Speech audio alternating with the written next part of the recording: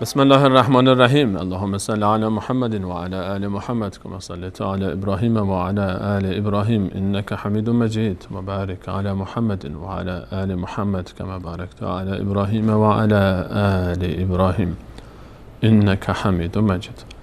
عرض سلام دارم و ادب و احترام خدمت همه شما خوبان و عزیزان.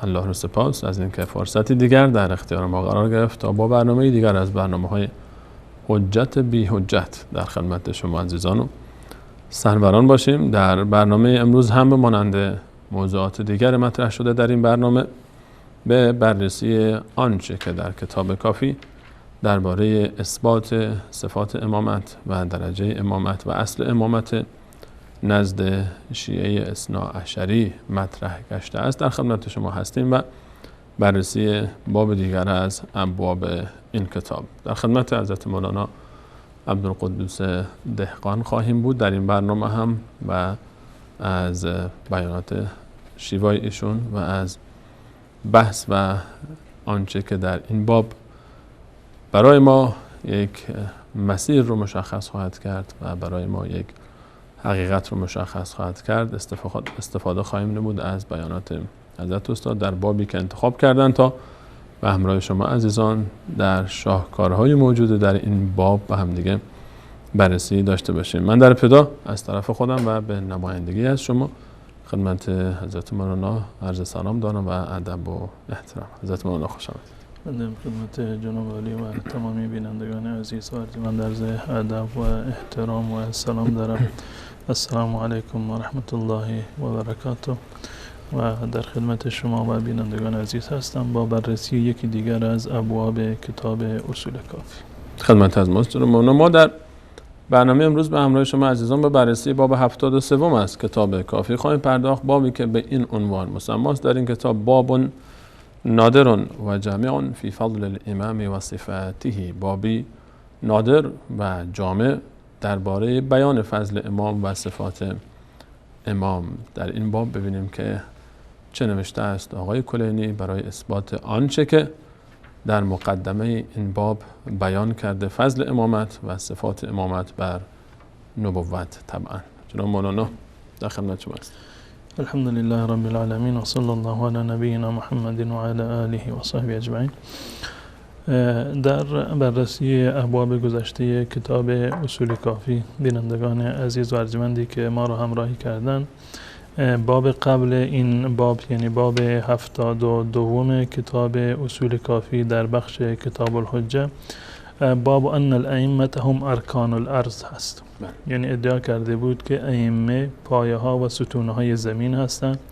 اگر ائمه وجود نداشته باشند نظام هستی و زمین در واقع به هم میخورد، چپه میشه زمین. بله، این ادعایی بود که آقای کلینی مطرح کرده بود و متاسفانه در این باب روایاتی رو که آورده بود و دو سه روایتی که بودن در این باب به جای این که این مطلب را ثابت بکنند عملا اومده برتری سیدنا علی رضی الله تعالی عنه را بر رسول الله صلی الله علیه وسلم ثابت کرده بود. آنچه که ادعا کرده هر چی بود، یعنی ادعا کرده بود از زبان سیدنا علی رضی الله تعالی عنه تمام ویژگی هایی که به رسول الله صلی الله علیه وسلم داده شده بود و جزء ویژگی های رسول الله صلی الله علیه وسلم هستند، اینها را سیدنا علی رضی الله تعالی عنه برای خودش ادعا کرده بود و اضافه بر این مواردی رو ادعا کرده بود که حتی برای رسول الله صلی الله علیه وسلم این موارد محرز نبوده و خصوصا صراحتا در این روایت گفتند که به من مواردی عنایت شده که قبل از من به هیچ کسی عنایت نشده بود. در این باب به طور مثال ایشون میگوید که لقد اقرت لی جمیع الملائکه و الروح و الرسل بمثل ما اقروا به لمحمد صلی الله علیه وسلم. این حرف سیدنا علی از در باب قبلی اینو گفته که فرشتگان و روح یعنی حضرت جبرئیل علیه السلام و تمامی پیامبران اعتراف کردند برای من به مثل ما اقروا به لمحمد، همون مقامی را همون چیزی را که برای محمد صلی الله علیه وسلم اعتراف کرده بودند. و ما میدونیم که جایگاه رسول الله صلی الله علیه وسلم خاتم النبیین بودند ایشان و افضل رسول و انبیاء الهی هستند و جز پیامبران اولوالعزم هستند و چیزی را که در واقع پیامبران قبلی اعتراف کرده بودند و در تورات و انجیل بشارت هایی که داده شده بود به ملت ها، این رسالت رسول الله و نبوت رسول الله صلی الله علیه و سلم بود که حتی انبیاء قبلی هم مژده دادند به بعثت رسول الله صلی الله علیه و سلم. در یک کلام از زبان علی گفتند که تمام انبیای گذشته، پیامبران و فرشتگان همون اعترافی رو که برای محمد داشتن، همون چیز رو برای من هم اعتراف کردند، اقرار کردند. یعنی در درجه و مقام بین رسول الله صلی الله علیه و سلم و من فرقی نیست. فرقی در واقع نیست. و اضافه بر این میفرماد که البته قول سیدنا علی نیست، نسبت دادم. میگه ولقد حملت علی مثل حمولته، همون باری رو که پیامبر بر دوش میکشید منم بر دوش میکشم. یعنی همون درجه نبوت، درجه نبوت است. بار دیگری بر گردن رسول الله صلی الله علیه و سلم نبوده. و هی حمولت الرب، حموله رب اون باری هست که از جانب رب بر رسول الله صلی الله علیه و سلم گذاشته شده. رسالت. و بعد از این چندین ویژگی ها رسول الله صلی الله علیه و سلم هست که اولین کسی که در روز قیامت در واقع پوشش بهشتی بیشان پوشانده می شود رسول الله صلی الله علیه و سلم هستند. در اینجا ادعا شده که رسول الله صلی الله علیه و سلم یدعا فیکسا، در روز قیامت فرا خوانده می شود و لباس فضیلت و فخری بیشان پوشانده می شود. ایشون ادعا کردند که و ادعا فاکسا، من هم این فضیلت رو دارم، من هم صدا زده میشم، من رو هم دعوت میکنند و این لباس رو در واقع به تن من هم میپوشانند. و یستنطق و استنطق، از رسول الله صلی الله علیه و سلم به ایشون مجال داده میشود که حرف بزنند، استنطاق میشوند. من همین مقام را در واقع میگوید که دارم. اضافه بر این میگوید که بعد از اینکه این موارد رو همه رو برمیشمارد میگوید که ولقد اعطیت خصالا ما سبقنی الیها احد قبلی، به من خصلت‌هایی عنایت شده که هیچ کسی قبل از من به این خصلت‌ها دست نیافته. مواردی مشترکاتی رو که با پیامبر دارد برمی‌شمارد و در ادامه 5-6 مورد ادعا کرده که این موارد رو قبل از من هیچ کسی نداشته. این مطلب در 2 حدیث این باب به صورت کامل محرز و ثابت هست و در تمامی این موارد این نکات رو در واقع ذکر کرده. یعنی در این باب قبلی به جای این که بیاید ثابت بکند که ائمه شیعه پایه های زمین هستند، ارکان زمین هستند، باید وجود داشته باشند، اگر نباشند نظام هستی به هم میخورد، به جای این که مطلبی در این زمینه بیاورد ثابت بکند، عملا آمده و برتری سیدنا علی رضی الله تعالی عنه را بر رسول الله صلی الله علیه و سلم ثابت کرد. حالا چه ارتباطی بین این روایت و اون عنوان بابی که خودش گذاشته بود؟ هیچ گونه ارتباطی نداره. این یعنی اصل، البته در لابلای این عبارات یک جمله هم هست جعلهم الله ارکان الارض ان تمید باهلها، که برخلاف آیات قرآن هست که کوها رو الله متعال برای نگه داشتن توازن زمین در واقع پدید آوردند و آفریدند. اما در لابلای این و در ضمن این مطلب خیلی کوچک مطالب خیلی زیاد دیگری رو آوردند که دلالت بر برتری سیدنا علی بر رسول الله صلی الله علیه و سلم دارند. بله. و بنابر اصول شیعه هر مقامی رو که اولین دارد آخرین هم دارد. یعنی این که ائمه شیعه از نظر علمی و از نظر فضیلت بنابر اصولی که آقایون خودشون ساختند و پرداختن همه با هم دیگر برابرند. یعنی صفاتی که یک امام داره تمام امامان همه دارند. تمام ائمه دیگرشون این صفات رو دارند، به این معنی که حتی اگر علمی رو الله متعال بخواهد به یکی از این ائمه بدهد، آغاز میکند از رسول الله، بعد از رسول الله به علی، به حسن، به حسین. اگر قرار باشد که یک علمی امروز بنابر عقیده آقایون به مهدیشون برسد، باید این سلسله رو طی بکند. اول به رسول الله برسد، بعد به علی برسد، بعد به حسن، بعد به حسین و نهایتاً به مهدی برسد. دلیلش چی است؟ دلیل این که آخری بر اولی فضلی بالاتر نداشته باشه، وگرنه لازمش این میشود وقتی که وحی بشود که روایت متعددی در این زمینه هست که علم ائمهشون شب‌های جمعه، هر شب جمعه در واقع اضافه میشود. اگر عنوان بابی هست که اگر ائمه بابشون علمشون اضافه نشود علمشون از بین خواهد رفت و ناقص می شود. به هر صورت این علم رو گفتند که از همون سرچشمه یکی یکی به امام بعدی میرسه، از امام قبلی به امام بعدی تا امام مورد نظر در واقع میرسه. اما در این روایت، خود این روایتی که در این باب اومده در واقع برخلاف اون مطلبی هست که در اونجا ذکر کردن. در این روایت سیدنا علی رضی الله تعالی در 3 روایت از این روایات که اومده ادعا کرده به من چیزهایی داده شده که به رسول الله صلی الله علیه و سلم داده نشده بود و عملا این دلیل برتری سیدنا علی نه تنها بر انبیای گذشته حتی بر رسول الله صلی الله علیه و سلم هست و رسول الله صلی الله علیه و سلم هیچ وقت چنین ادعایی رو در واقع برای خودشون مطرح نکردن. این خلاصه از باب قبلی بود که با توجه به اینکه چند هفته ما برنامه نداشتیم من این خلاصه رو خدمت بینندگان عزیز عرض کردم. بعد از این بابی که هست باب نادر جامع فی فضل الامام و صفاته، باب نادری هست یعنی نایاب، یک گوهری هست که هر جا نمیشه اینو پیدا کرد و جامع هست یعنی تمام صفات امام را در یک جا و در یک روایت، بهترین تعبیر این است که عرض بکنم که جعل کردند و گفتند که ائمه این صفات رو در واقع دارن.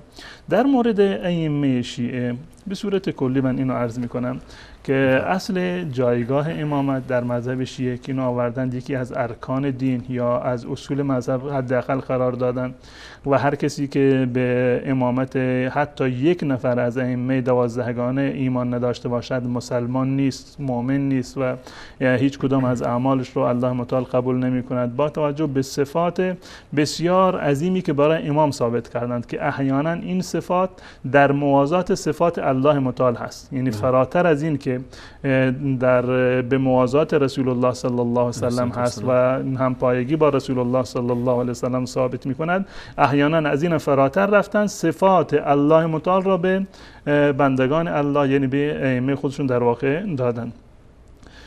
انسان هرچند که بیشتر با روایات شیعه سر و کار داشته باشد، مطالعه بکند، به بطلان عقیده امامت یقینش بیشتر می شود.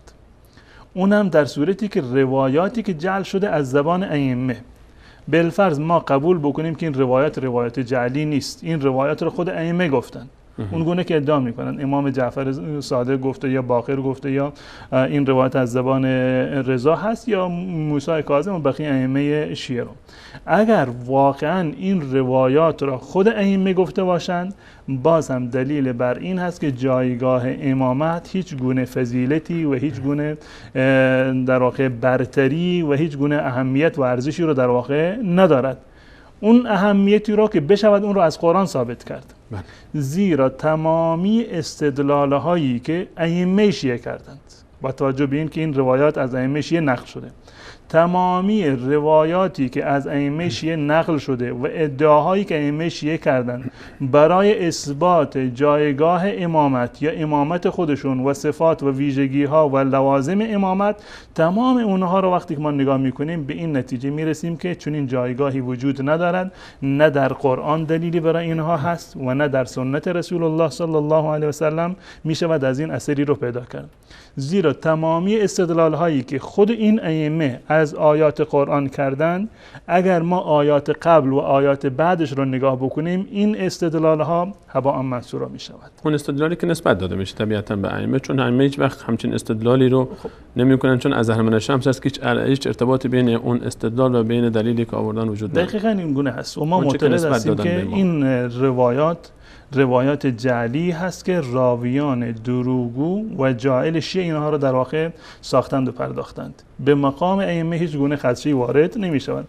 ما میدونیم که ائمه اهل بیت رسول الله صلی الله علیه و سلم از سیدنا علی رضی الله تعالی عنه گرفته و فرزندشون حضرت حسن یا حضرت حسین، امام زین العابدین، باقر، صادق، همچنین رضا و قبل از اون موسی کاظم، اینا در واقع جزء ائمه بزرگوار مسلمین بودند، انسان‌های با دیانت و با تقوی بودند.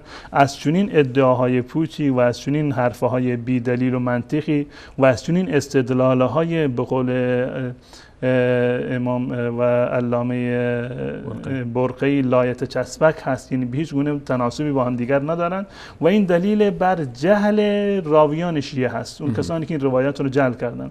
اما آقایون اصرار دارن بر این که این روایات حرفهای ائمه هست، قول امام معصوم، قول امام معصوم هست.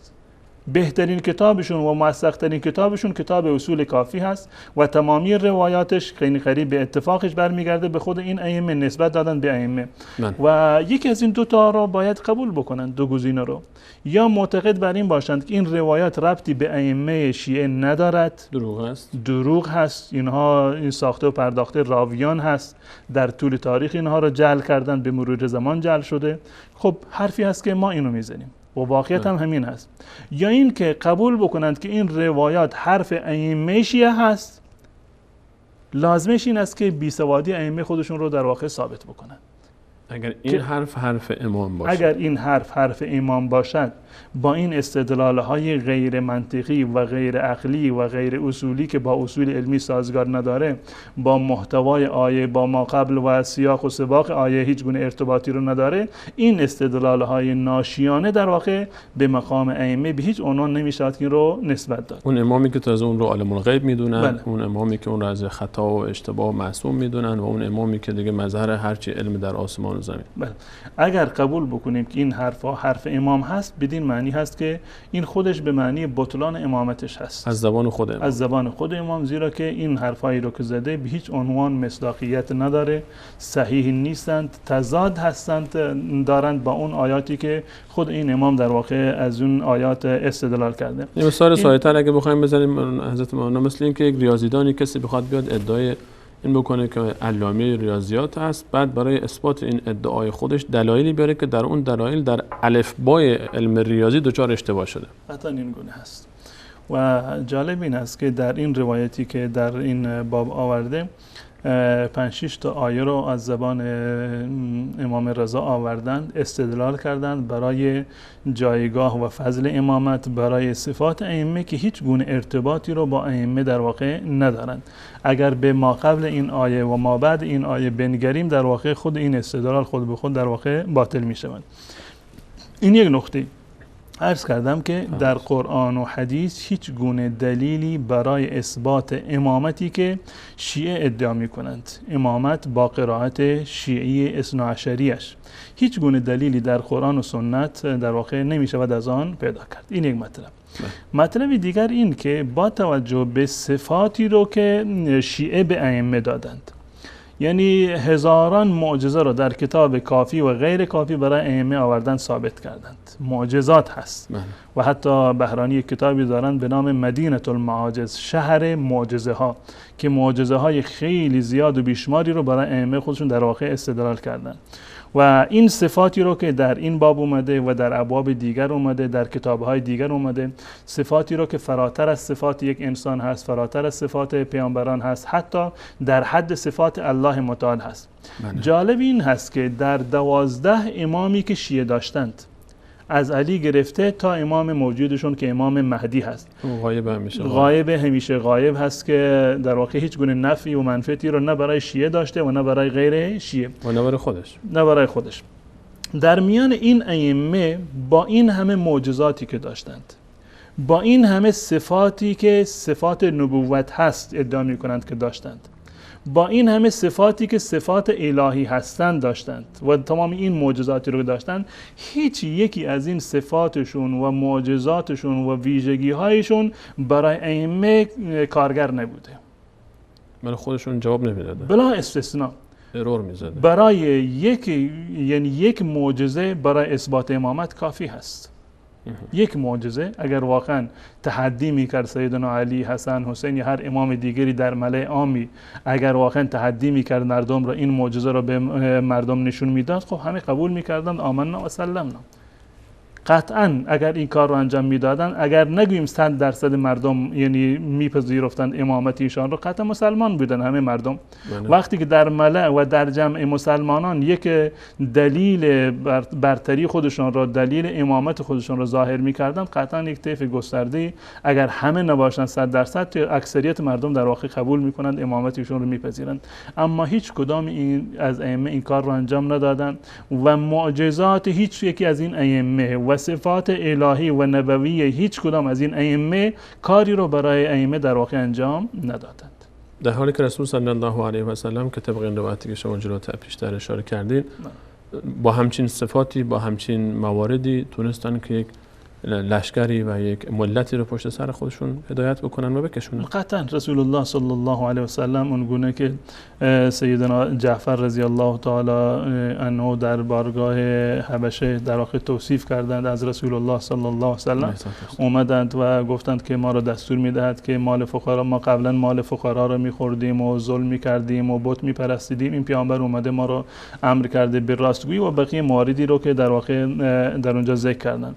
یعنی این که عملا رسول الله صلی الله علیه و سلم موفق شدند انسانهای بت پرستی رو، انسانهای کافری رو، انسانهایی رو که راهزن بودند، اونها رو به عنوان نشانه‌های عدالت، انسانهای پاک و در واقع مؤمن و مسلمان اونها رو تبدیل بکنند، به این مقام اونها رو در واقع برساند و قطعا موفق بودند رسول الله صلی الله علیه و سلم. اما هیچ کدام از ائمه شیعه چنین موفقیتی رو حتی برای اصحاب درجه یک خودشون، یاران درجه یک خودشون در واقع نداشتن.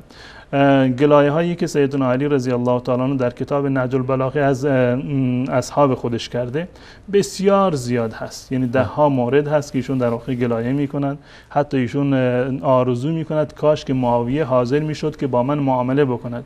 لوددت ان معاویه صارفنی بكم صرف الدینار بالدرهم، میگه من دوست داشتم که بله یک معاویه افراد خودش رو با من عوض میکرد، صرف میکرد، یعنی معامله صرافی میکرد و من 10 نفر از افراد خودم، شیعیان خودم رو میدادم، معاویه 1 نفرش رو به من میداد. و خیلی موارد خیلی زیادی هست که نمیخوام این باب رو در واقع باز بکنم. این برترین امام شیعه هست.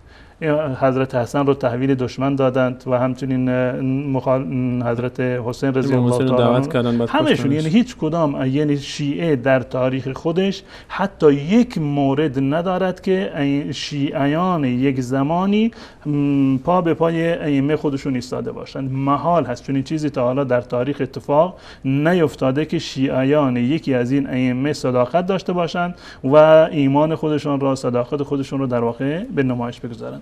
به هر صورت اگر اجازه بدید برگردیم به این بابی که مطرح شده حضرت مولانا و روایتایی که در این باب هست. این باب همون گونه که ادعا شده باب نادری هست و واقعا هم نادر هست، یعنی مثل خودش نداره جای دیگه، نادره و نداره و چنین استدلال‌های در واقع بی منطق و بی موردی واقعا هم باید نادر باشه. هیچ انسان عاقلی نمیتواند چنین استدلال‌های بی مدرکی رو و بی مورد رو که نمیشود اونها ثابت کرد، اونم از آیات قرآن در واقع چنین استدلال‌هایی رو در واقع داشته باشه و دلیل بر جهل و عدم آشنایی بزرگان شیعه به معنی راویان شیعه هست که از قرآن کریم و حدیث رسول الله صلی الله علیه و سلم هیچ گونه اطلاع و آگاهی رو نداشتن. چون که این روایت خیلی طولانی هست، من فقط مواردی رو از این روایت انشاءالله انتخاب میکنیم و ترکیزمون بیشتر و انگشت میگذاریم بر روی آیات قرآن کریم که در این روایت در واقع ذکر شده و نوع استدلالی که گفته میشود که امام رضا در واقع این استدلال ها رو داشتن. اگر دوستان این دوربین رو فعال بکنن، میگه باب نادر فی فضل الامام، باب نادری هست در جامع هست در فضل امام و صفاتش. با این سند این روایت رو آورده، میگوید که عبدالعزیز ابن مسلم میگوید قال کنا مع الرضا علیه السلام به مرو، ما همراه با امام رضا در مرو بودیم، فاجتمعنا فی الجامع یوم الجمعه فی بدء مقدمنا، در روز جمعه در مسجد جامع ما جمع شده بودیم در همون آغاز ورود خودمان در شهر مرو و ما مردم در مورد امامت صحبت کردند. فاداروا امر الامامه و ذکروا کثرت اختلاف الناس فیها، بحث امامت به وجود اومد و که مردم خیلی اختلاف کردند در این زمینه و واقعا اختلافی که در باب امامت وجود دارد با اینکه در یکی از اصول دین هست نزد شیعه، در هیچ موردی وجود ندارد، در هیچ یکی از جزئیات فقهی، و من فکر نمی کنم که در هیچ یکی از قضایای بشری به صورت کلی به اندازه اختلاف وجود داشته باشد که در امر امامت ائمه اثنا عشر اختلاف وجود دارد. حتی نزد خود شیعه. بله، بحث شیعه اهل سنت و الجماعت خب یک اختلافه. اهل سنت و الجماعت معتقد هستند به صورت کلی که امامت منصوصی از جانب الله متعال وجود ندارد. شیعه رو با تمام فرقه هایی که دارد اونها رو در طرف دیگر قرار بدیم که اونها میگن امامت منصوصی وجود دارد. بله. این یک اختلافه. اما اختلافی که در میان خود شیعه هست برای اثبات کی امام هست و کی بعد از کی امام بعد شد از چه امام، بعد از امام اول، امام دوم در واقع کی هست، امام سوم کی هست، و حتی اختلاف در خود پیروان یک امامی. هر امامی که در واقع از دنیا می رفتند و بعد از اون چندین فرقه به وجود می آمد و هر گروه یک امام داشتند و یک مهدی داشتند که در واقع خیلی زیاد هست که نوبختی در کتاب خودش این موارد را به صورت مفصل آورده و ده ها گروه و فرقه هستند، فرقه های شیعه که اصل اختلافشون هم تنها بر روی مسئله امامت هست. بزرگترین اختلاف در تاریخ در مورد امامت هست و اونم در دایره مذهب شیعه. اگر واقعا یک از اصول، ما این سابقه رو نداریم، نه تنها در اصول اسلام ما چنین چه سابقه رو نداریم، حتی در فروع فقهی و در تضادی که در و اختلاف نظری که در میان مجتهدین در طول تاریخ وجود داشته، در یک مسئله شما نمیتونید به اندازه مسئله امامت در دایره مذهب شیعه اختلاف و در واقع اختلاف نظر و دیدگاه رو بتونید ثابت بکنه. این یک اصلی که جزء ارکان دین که هیچ جزء ارکان کره زمین هم هست، ستونای زمین. عجیبه که هنوز کره زمین چپه نشده. این هم اختلاف هم هست. خب ایشون میگوید که عبدالعزیز ابن مسلم میگوید که مردم در مورد امامت صحبت کردند که چرا این همه اختلاف شده و ذکروا کثرت اختلاف الناس فیها، که مردم خیلی در این مورد اختلاف دارند.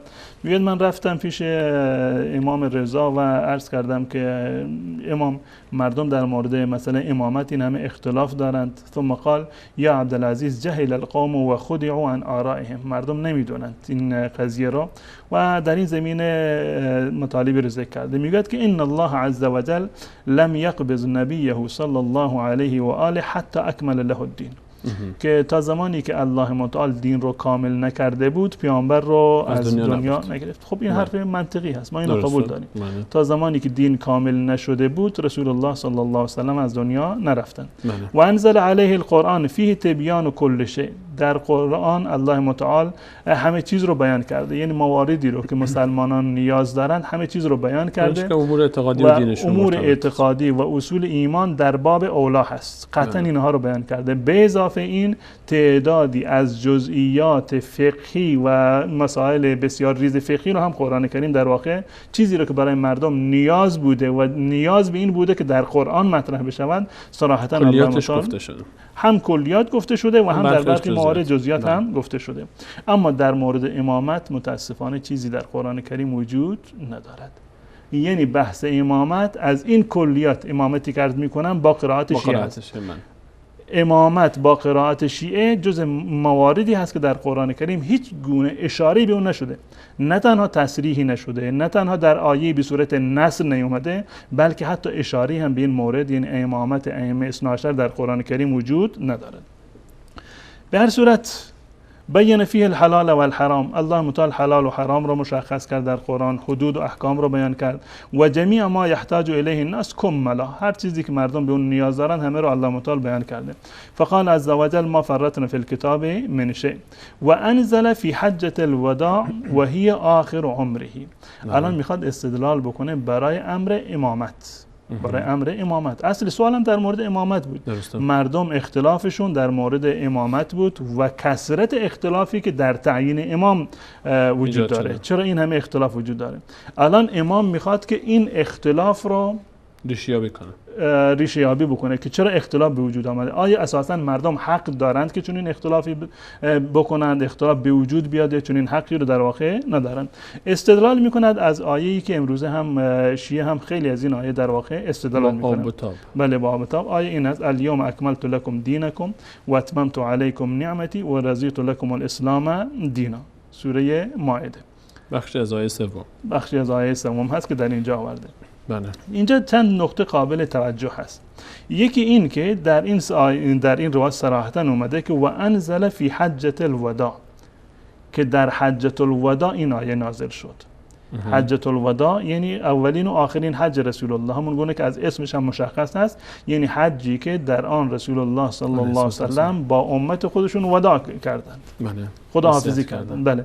پس بنابراین این آیه در حجة الوداع نازل شده، در حجی که به عنوان حج خداحافظی رسول الله صلی الله علیه و سلم بود و تاکید هم آورده که وهی آخر عمره، و این حجة الوداع کی بود؟ آخر عمر رسول الله صلی الله علیه و سلم، که بعد از این که رسول الله صلی الله علیه و سلم از حج برگشتن 2-3 ماهی بیشتر در واقع زنده نبودن و از دنیا رفتن. خب وقتی که ما میگیم حجة الوداع، اولین و آخرین حج رسول الله صلی الله علیه و سلم بود و رسول الله صلی الله علیه و سلم در این حج تأکید میکردند خذوا عنی مناسککم لعلی لا القاکم بعد عامی خازم، که مناسک رو از من بگیرید، یاد بگیرید، نگاه بکنید کیفیت حج مرا و احکام حج رو از من یاد بگیرید، شاید من سال دیگه نباشم. یعنی نماز حکمش قبلا بود، روزه بود، زکات بود، بقیه فرایض و ارکان اسلام همه بودن بجز استثنای حج، که حج با این که فرض شده بود، اما رسول الله صلی الله علیه و سلم عملا کیفیت حج رو برای مردم بیان نکرده بود. با حج رسول الله صلی الله علیه و سلم و تبیین کیفیت شعائر حج، دین در واقع کامل شد. هر انسان عاقلی وقتی که میدونه این آیه در حجة الوداع نازل شده و با انجام حج و بعد از انجام حج در واقع نازل شده، یعنی این که در واقع اون موردی که دین رو تکمیل کرده بیان مثلا مناسک حج بوده. به هر صورت من میخوام این نکته رو اشاره بکنم که آیون شیعه اومدن استدلال‌های بسیار زیادی رو دارن که نمیدونه از زمان آدم گرفته تا زمان خاتم، حتی قبل از آدم، قبل زمانی که اصلا انسانی وجود نداشته، نمیدونم علی معلم تمام فرشتگان بوده، بر سر در بهشت نوشته، سردر بهشت نام ائمه نوشته، در روی پایه های عرش الهی در واقع نام ائمه در واقع نوشته، قبل از خلقت بهشت اون رو خلق کردن. تمام این مواردی رو که ذکر کردن و تمام استدلال‌هایی رو که شیعه کردن قبل از نزول این آیه استدلال‌های باطلی هست. یعنی زیرا که به اتفاق یعنی روایاتی که در این زمینه از شیعه وجود داره و همچنین این روایت استدلال کرده که این آیه که نازل شده در حجة الوداع بوده، حجة الوداع و در آخر عمر رسول الله صلی الله علیه و سلم. شیعه امروز اگر از اونا بخواید که آیه رو در مورد اثبات امامت علی در واقع بیارن، الیوم اکملت لکم دینکم، اینو میارن. این از آخرین آیاتی هست که نازل شده، آخرین آیه هست. حتی در روایت خود شیعه هست که امر امامت آخرین فرضی بود که از جانب الله متعال نازل شده بود. در کجا نازل شد؟ به قول امام رضا و بقیه ائمه‌شون در حجة الوداع و در آخر عمرش و در بنابر روایاتی که در این زمینه حتی در کتاب شیعه هست، این آیه در روز جمعه و در عرفات نازل شده، حدود 3 ماه قبل از وفات رسول صلی الله علیه و سلم. دقیقاً این گونه هست. پس بنابراین تمام استدلال هایی که شیعه قبل از این میکنند برای اثبات امامت ائمه اثناعشر خودشون استدلال های باطلی هست. سر دوراهی قرار میگیرن. یا باید بپذیرن که قبل از نزول این آیه استدلالی وجود نداشته که الان کامل شد، یا اینکه باید بگن الان نازل شد که خود به خود باز قبل از این پس چرا ادعا میکنید؟ پس قبل از این نبوده دیگه، چون قبل از این مطرح میشد دیگه این آیه الان معنای پیدا نمیکرد. همون موقعی که نازل شده بود آیه امامت، همون موقع این آیه نازل میشه. ادعا میکنند که در همون روزی که نبوت اعلام شد، رسالت رسول الله صلی الله علیه و آله، ایشون پرده برداشتن و آشکارا برای مردم بیان کردن، ادعا میکنند در همون روز ایشون هم گفتند که علی جانشین من هست. نمیدونم حدیث دار و نمیدونم بقیه مواردی که قبل از این تاریخ بوده، تمام اونها در واقع زیر سوال میروند. اگر آخرین فرض الهی فرض امامت بوده، پس بنابراین حرفهایی که شما در مورد امامت و استدلال برای امامت از آیات قرآن و احادیث رسول الله و سیره رسول الله کردید، همه اونها در واقع باطل است. فقط باید یک دلیل داشته باشید، اونم این آیه که آخرین آیه است. تمام آیاتی که قبل از این آمده پس اونها دلالت نمی‌کرده که بعد از این دوباره این آیه آمده. بله، فقط به زور شیعه می‌خواسته که از این آیات در واقع امامت ائمه رو در واقع ثابت بکنه. طبق استدلال خودشون. به هیچ گونه یعنی عرض کردم که هیچ گونه نه تصریحی رو در این زمینه دارد و نه اشاره رو در واقع به این سرزمینه دارد، مگر این که عرض کردم که ما چشم خودمان را ببندیم مثل یهود و بنی اسرائیل، آیات قبلش و آیات بعدش را روش دست بگذاریم، نخونیم اونها را، فقط همین یک تکه آیه را بخونیم و اینو هم با طبق مراد آقایون که ترجمه میکنند اون گونه بفهمیم، نه اینکه خود آیه در واقع چیزی رو برای ما معرفی میکنند. به هر صورت اینجا میگه و امر الامامه من تمام الدین، و امر امامت از تمام دین هست، یعنی قبل از این که این آیه نازل بشود امر امامت اعلام نشده بود. اگر اعلام شده بود خب دین قبلا کامل میشد. بله.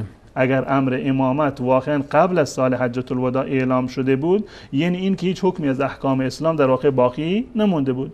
در این روایت آقای امام رضا میگوید که این امر امامت هست و با امر امامت در واقع دین کامل شد. و امر الامامت من تمام الدین ولم یمض رسول الله صلی الله علیه و سلم حتی بین لامتی معالم دینهم و اوضح لهم سبیلهم و ترکهم على قصد سبیل الحق.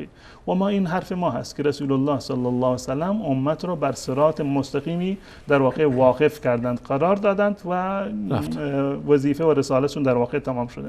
و میفرماند و اقام لهم علی علیه السلام علما و اماما. اون یک ادعای باطلی هست. در آیه قرآن هیچ گونه اشاره‌ای نه به مسئله امامت شده و نه به نام سیدنا علی رضی الله تعالی عنه. هیچ دلالتی بر امامت هیچ گونه دلالتی رو نداره. اگر بالفرض این که دلالت بر امامت بکنه، خب هر کسی دیگر غیر از علی را میتونن مصادیقش قرار بدن. هر کسی بیاد استدلال بکنه که آقا منظورم فلانی بوده، با چه دلیلی ما میخوایم اون رو رد بکنیم؟ زمانی هیچ گونه تصریحی نیومده در آیه و خود آیه هیچ گونه نه بحث امامت هست و نه نام امام در این آیه اومده، پس بنابراین هر کسی رو، یعنی این آیه یک آیه جامعی نیست بنابر تعبیر شیعه، گرچه ما معتقد هستیم که در مورد احکام حج بوده و با فریضه حج در واقع دین کامل شده بود. به هر صورت میگه که رسول الله صلی الله علیه و سلم علی را قائم مقام خودش قرار داد، اون رو علم قرار داد برای مردم. کجا قرار داد؟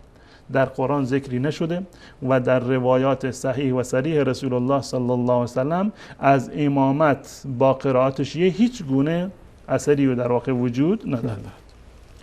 به هر صورت در اینجا بعد میاد یک حرفی رو در اینجا میزند که میخواد که انتخاب امام رو در واقع رد بکند، که انتخاب حق مردم نیست.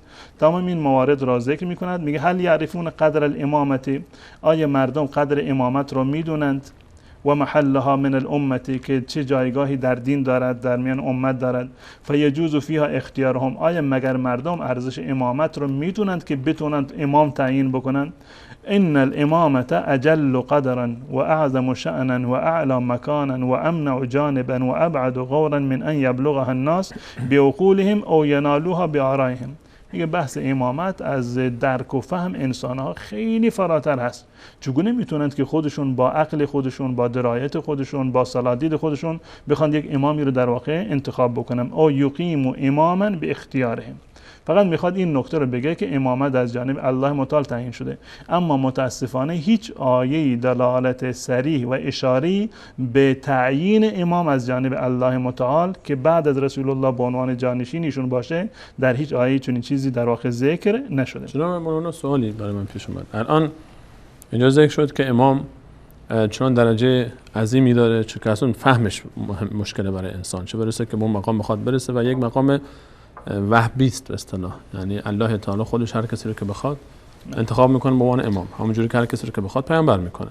ما حق نداریم از الله تعالی بطلبیم که ما رو پیامبر قرار بده، چون رسول الله صلی الله علیه و سلم خاتم الانبیاء است و خاتم النبیین و این دعا اصلا یعنی تعدی در دعاست و چه بسا که ما به خاطر این دعا گناهکار هم بشیم، چون نبوت یک امر کسبی نیست، یک امر وهبی است و امامت هم طبق این ادعا یک امر وهبی است، در حالی که الله تعالی در سوره فرقان آیه 74 میفرماد از صفات عباد الرحمن، یعنی بندگان خاص الله تعالی، وقتی که از آیه 61 شروع میشه تا آخر میفرماد اینه که والذین یقولون ربنا هب لنا من ازواجنا و ذریاتنا قرة اعین، برای ما از فرزندان ما و همسران ما خنکای چشمی قرار بده و جعلنا للمتقین اماما، و ما رو برای متقیان امام قرار بده، نه برای مردم عادی، حتی برای متقین هم امام قرار بده. چطور ممکنه که الله تعالی بخواد از بندگان خاص خودش عباد الرحمن که شما از من بخواید که من شما رو امام قرار بدم، در حالی که امامت یک درجه وهبی باشه و کسی حق نداشته باشه که این مقام رو طلب بکنه و اصلا در جاش فکر بکنه و یا بخواد انتخاب بکنه؟ بله. خود امام یعنی با توجه به زبان عربی و با توجه حتی به آیاتی که در قرآن کریم وجود دارد، امام به معنی پیشوا هست، به معنی رهبر هست. یعنی یک فردی که پیشاپیش یک ملت قرار داره و یک ملت از اون در واقع اتباع و پیروی میکنن. این یک مطلب دیگر این که اصل امامت، یعنی خود کلمه امام و امامت گونه های مختلفی رو داره. ما هم امام ضلالت داریم و هم امام هدایت داریم. پیامبران الهی امام بودند به این معنی که مردم را هدایت میدادند به طرف الله متعال، و دشمنانشون مانند فرعون و مانند نمرود و مانند بقیه کسانی که رأس کفر بودند در زمان رسول الله یا قبل از ایشان یا در زمان امروز، بازم ائمه هستند. خود قرآن میفهمد که درباره فرعون در آیه 41 سوره قصص داره میفهمد و جعلناهم ائمة یدعون الی النار. یدعون الی النار. بله. از خود فرعون و فرعونیان وقتی آیه 40 و درباره هلاکت فرعون میگه که با لشکرش غرق شد، در آیه 41 میفهمد که اینها کسانی هستند جعلناهم ائمة یدعون الی النار. بله. امام قرار دادیم. امام قرار دادیم برای جهنمیان که مردم رو به طرف جهنم در واقع میبرن. پس بنابراین کلمه امام هیچ گونه قداستی رو ندارد مگر اینکه امام به طرف هدایت باشه. و این امام خودش در واقع اون گونه که شما اشاره کردید که الله متعال میفرماید وجعلنا للمتقین اماما، یعنی یک جایگاه کسبی هست. انسان یعنی این میتواند پیشوای نه تنها مسلمانان، پیشوای متقیان قرار بگیرد. انسان در تمام رفتار خودش، اخلاق خودش، ایمان خودش، اعتقادات و باورها و اعمال و کردار خودش به صورت کامل و 100% مطیع و فرمانبردار دستور الله متعال باشد، میشود الگو و امام برای مردم. و الله متعال این دعا رو برای ما مشروع قرار داده، به ما یاد داده که عباد الرحمن این گونه دعا میکنند که پروردگارا نه تنها این که ما رو پرهیزگار بگردان، متقی بگردان، ما رو در تقوای خودمون و در پرهیزگاری به یک مرحله برسان که نیکوکاران هم از ما اقتدا بکنند، ما مقتدا و الگو باشیم برای در واقع نیکوکاران و پرهیزگاران. و خود این دلیل بر این است که در واقع این جایگاه کلمه امام هیچ گونه اختصاصی به ائمه شیعه در واقع ندارد، اون گونه که شیعه ادعا میکنه هر جایی که کلمه امام هست پس بنابراین منظور ائمه شیعه در واقع باشند، که به هیچ عنوان چنین استدلالی و چنین تعبیری در واقع سازگار نیست. ایشون در ادامه این روایت البته در مورد این که مردم انتخاب را یعنی انتخابی رو داشته باشن، من بعدا ان شاء الله مطالبی رو خواهم گفت. آیا امامت از دیدگاه سیدنا علی رضی الله تعالی عنه منصب الهی هست یا اینکه منصبی هست که از جانب مردم در واقع تعیین می شود که امام رو در واقع تعیین بکنن؟ در ادامه ایشون میاد یک مطلب دیگری رو، آیه دیگری رو در اینجا ذکر کرده که در مورد حضرت ابراهیم علیه السلام میگوید که ان الامامة خص الله عز وجل بها ابراهیم الخلیل بعد النبوة والخلة مرتبة ثالثة، که الله متعال این امامت را به حضرت ابراهیم داد بعد از نبوت و بعد از این که ایشون خلیل الله قرار گرفتن، به عنوان مرحله سوم و درجه سوم ایشون در واقع امام شدند. ایشون اول پیامبر بودند، نبی بودند، بعد شدند خلیل و بعد شدند در واقع امام شدند. و فضیلتا شرفه بها و اشاد بها ذکره، که الله متعال اینو در واقع ذکر کرده و در اینجا که فرموده انی جاعلک للناس اماما، که من میخوام تو رو برای مردم در واقع امام قرار بدم. استدلال آقایون این است که یعنی اگر کسی میخواد که به جایگاه امامت در واقع برسد، لازمش این است که اول جایگاه نبوت رو داشته باشه، بعد از اون جایگاه خلیل بودن رو داشته باشه، خلت رو داشته باشه، و بعد از این دو جایگاه امامت هست که در واقع حضرت ابراهیم بعد از دو جایگاه اولی در واقع به این مقام در واقع صعود کردن و الله متعال ایشون رو به این جایگاه در واقع رسون. و متاسفانه امام رضا یا اون کسی که این روایت رو جعل کرده بعد از این یک آیه دیگری رو آورده که در تضاد با این استدلالی هست که در اینجا قرار داده. اولا آیا ائمه شیعه از علی گرفته تا مهدیشون کدوم یکی از اینها این مراحل رو طی کردند؟ مستقیم رفتن مرحله سوم. این تقلبی کردن، نمیدونم در واقع چگونه پریدن. اگر قرار هست که برای درجه امامت انسان باید درجات قبلی رو داشته باشه، حتما پیش زمینی رو داشته باشه، اول به نبوت برسد، یک زمانی در حالت نبوت باشه، بعدش به مقام خلت برسد، یک زمانی در این حالت باشه و بعد از اون صعود بکنه به مقام امامت. کدام یکی از ائمه شیعه و به چه دلیلی این جایگاه اول و جایگاه دوم رو داشتند که شما امروز ادعا میکنید اونها برای شما امام هستند؟ مثل این بعضی از این وزیران دولت آخوندی که از آکسفورد بدون اینکه دیپلم داشته باشن مستقیم میرفتن دکترا میگرفتن، شاید اونجا یا آکسفورد اینا برای اینا مدرک چیزی داده باشه. همینطور فقط این احتمالی رو در واقع میتونه که در اینجا مطرح بکنیم. ایشون بعد از این میاد یک آیه دیگری رو در اینجا مطرح کرده که خودش در تضاد با این استدلالی هست که از این آیه در واقع قرار دادن. الله متعال میخواست که حضرت ابراهیم علیه السلام را پیشوای مردم قرار بده. پیشوا در ایمانش هست، در یقینش هست، در امتثال امر الهی هست، با توجه به امتحانها و آزمایش‌های منحصر به فردی که الله متعال از ابراهیم گرفت. ان ابراهیم کان امتا، بله خودش یک امتی بود برای خودش بود و بعد به رسول صلی الله علیه و آله امر شد که ازشون اتباع بکنه. ثم اوحینا الیک ان اتبع ملت ابراهیم حنیفا. حضرت ابراهیم علیه السلام فرزند خودش رو قربانی کرد. یک امتحان منحصر به فردی هست. فرزندش رو و همسرش رو در موارد مختلفی من دونه که چندین بار و اینکه تنها گذاشت اونها رو در واقع یعنی امتحانات بسیار سختی رو ایشون پشت سر گذاشتند و به مقام پیشوایی رسیدند. یعنی در این زمینه‌ها الله متعال ایشون رو الگو قرار داده برای تمام کسانی که میخواند که مال خودشون رو، جان خودشون رو در واقع فدا بکنند برای الله متعال. پدر ملت قرار گرفت. ملت ابیکم ابراهیم، تمام موحدین تاریخ، موحدین و یکتاپرستان هست. در ادامه ایشون یک مطلبی رو در اینجا ذکر میکنه: ثم اکرمه الله تعالی بان جعلها فی ذریته اهل الصفوه و الطهاره. الان میخواد زمینه سازی بکنه برای این که این مقام رو از ابراهیم سلب بکنن، بکشن نهایتا به فرزندان رسول الله صلی الله علیه و سلم، به تعبیر خودشون اهل بیت در واقع اینها رو بیارن اثبات بکنن. میگه که ثم اکرمه الله تعالی بان جعلها فی ذریته، الله متعال این امامت رو در ذریت ابراهیم، در نسل ابراهیم قرار داد، اهل الصفوه و الطهاره. در این آیه که الله متعال میفرماید و وهبنا له اسحاق و یعقوب نافله، ما اسحاق و یعقوب رو به ابراهیم علیه السلام بخشیدیم و کلا جعلنا صالحین، و تمام این افراد رو ما انسانهای صالح و نیکوکاری در واقع قرار دادیم. و در ادامه میفرماید و جعلناهم ائمه یهدون بامرنا، ما اونها را ائمه قرار داریم. و جعلناهم، این حداقل در اینجا از فرزندان حضرت ابراهیم اسحاق را و یعقوب را ما اونها را ائمه قرار دادیم، یهدون به امرنا، که با امر ما مردم را چکار میکردن؟ هدایت میکردن. در سوره انبیاء. بله. الان سوال اینجا هست که به تصریح قرآن در اینجا یعقوب امام هست، یعقوب امام هست، اسحاق امامه و ابراهیم هم امامه. بله. و ابراهیم هم امام، این جعلک للناس امام با. این پدر و پسر و نوه. بله. آیا امروزه شیعه معتقد هستند که اسحاق و یعقوب در مقام حضرت ابراهیم هستند؟ من تا حالا چون این حرفی رو نشنیدم از کسی از شیعه ها.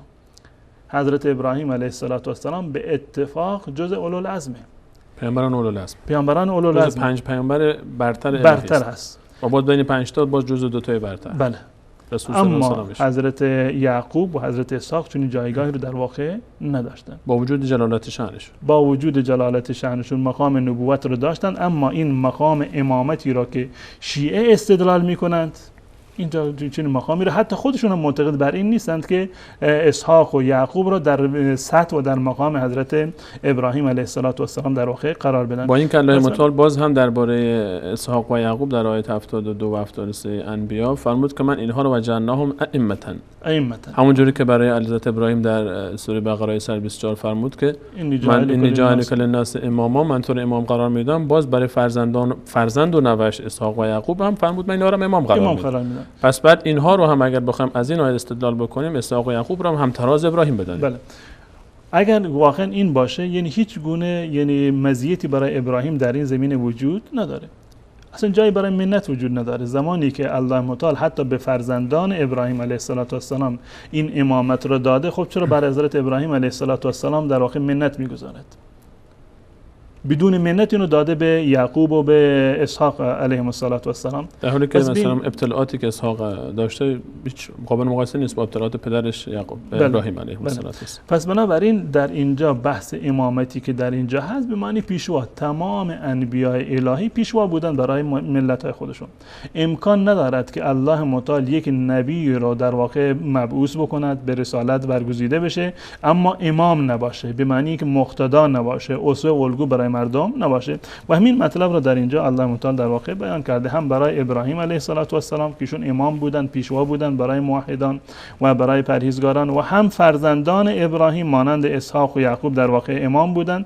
و جعلناهم ائمة یهدون بامرنا و اوحینا الیهم فعل الخیرات و اقام الصلاة و ایتاء الزکات و کانوا لنا عابدین. پس بنابراین این استدلالی که در اینجا کردند که جایگاه امامت یک جایگاهی است که بعد از نبوت و بعد از خلیل بودن به ابراهیم رسیده، یک استدلال باطلی هست که حتی با آیاتی که خود امام در اون استدلال کرده هیچ گونه همخوانی در واقع ندارد. و اضافه بر این هیچ کدام از ائمه شیعه به امام به مقام نبوت و به مقام خلت و خلیل بودن در واقع نرسیدند که ما معتقد باشیم که به مقام بالاتر در واقع صعود کرده. خیلی ممنونم. حضرت مولانا اجازه بدید تا اینجای این روایت ساختگی و جعلی اکتفا بکنیم. میان برنامه شما بینندگان عزیز می‌بینیم، برمیگردیم همچنان با بررسی ادامه این روایت جعلی در خدمت شما خواهیم بود.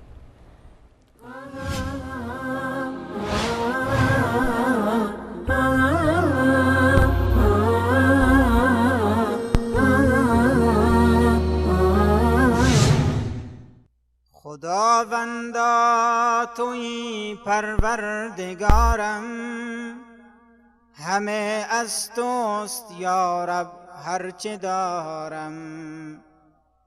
اگر عمری به سجده سرگذارم، نگردد شکر یک لطفی برارم. به داد ما ز گمراهی رسیدی و ما را بر هدایت رهنمودی.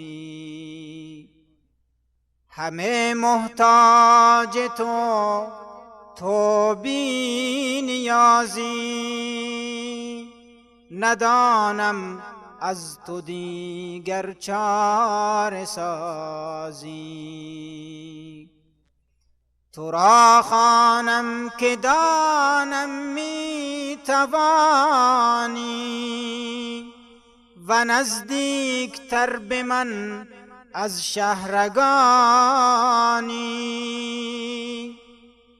فقط عالم تویی از علم غیبی، که ذاتی کامل و بی نقص و عیبی.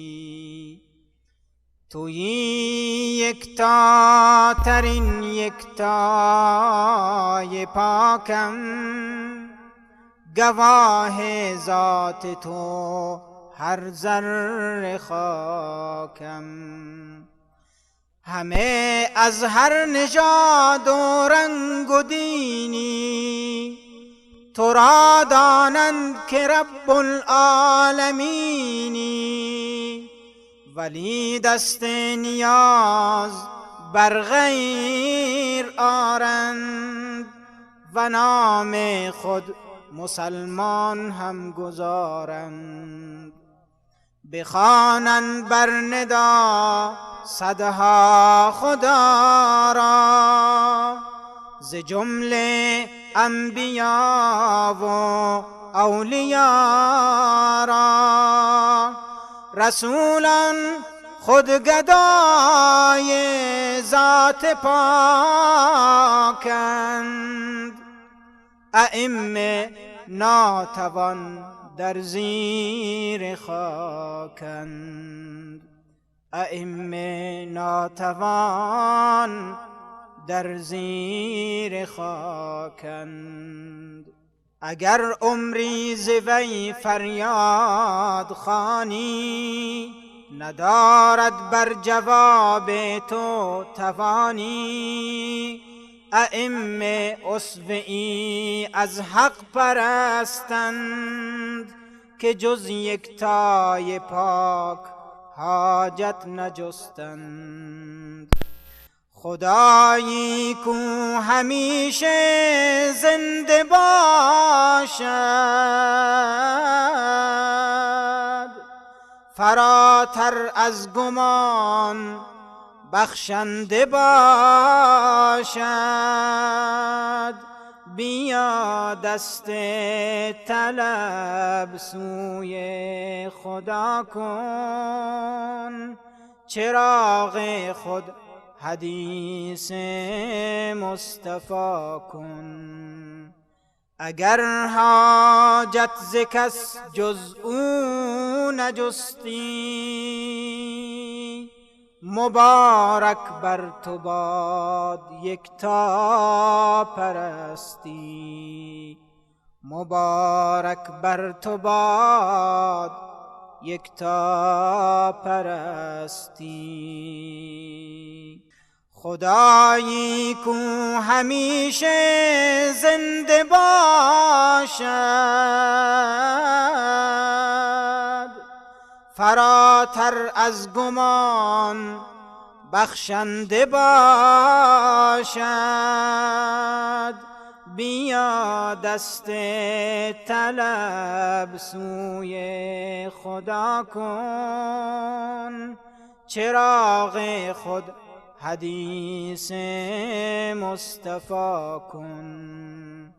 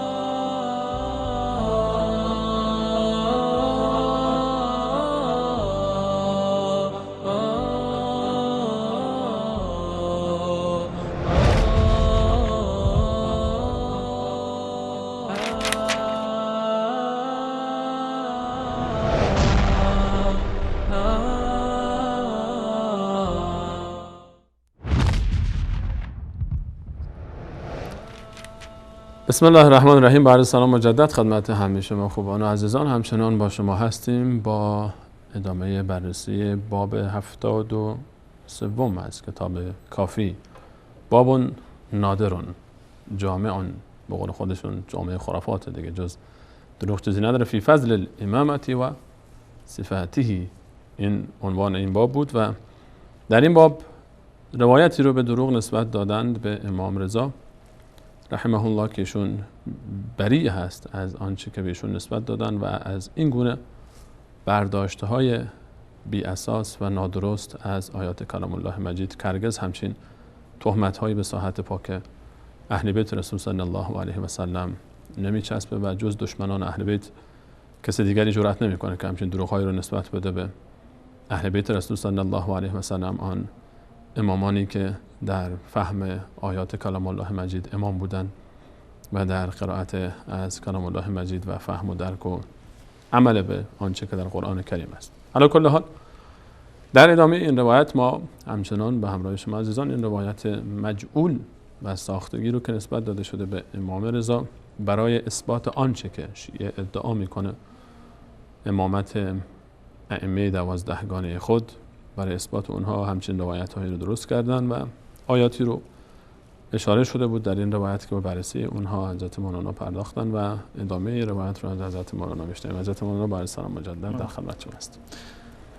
بله، یکی نصف استدلال دیگه نمیدونم بگم که امام رضا یا آقای عبدالعزیز ابن مسلم یا هر کسی که این روایت رو در واقع جعل کرده، ابتدا اومد امامت یا نبوت ابراهیم علیه السلام رو ثابت کرد. ما در این اختلافی نداریم که حضرت ابراهیم علیه السلام نه تنها نبی بودند بلکه جزء اولوالعزم هستند از انبیا و رسول، در واقع امام هستند به معنی اینکه پیشوا هستند، هم برای پیروان خودشون، ملت خودشون در زمان خودشون، و هم برای رسول الله و هم برای تمام انسانهای یکتاپرست و موحد. جالبه که حضرت ابراهیم ویژگی که باز داره امام هست برای تمام انبیاء الهی و تمام انبیاء بعد از ایشون هم از نسل ایشونن و حتی ما می‌بینیم که حضرت ابراهیم امام هست، پیشواست در بین دیانت مسیحیت، حتی مسیحیت تحریف شده احترام دارن به سیدنا ابراهیم، یهودیت تحریف شده احترام دارن به سیدنا ابراهیم و اسلام که خب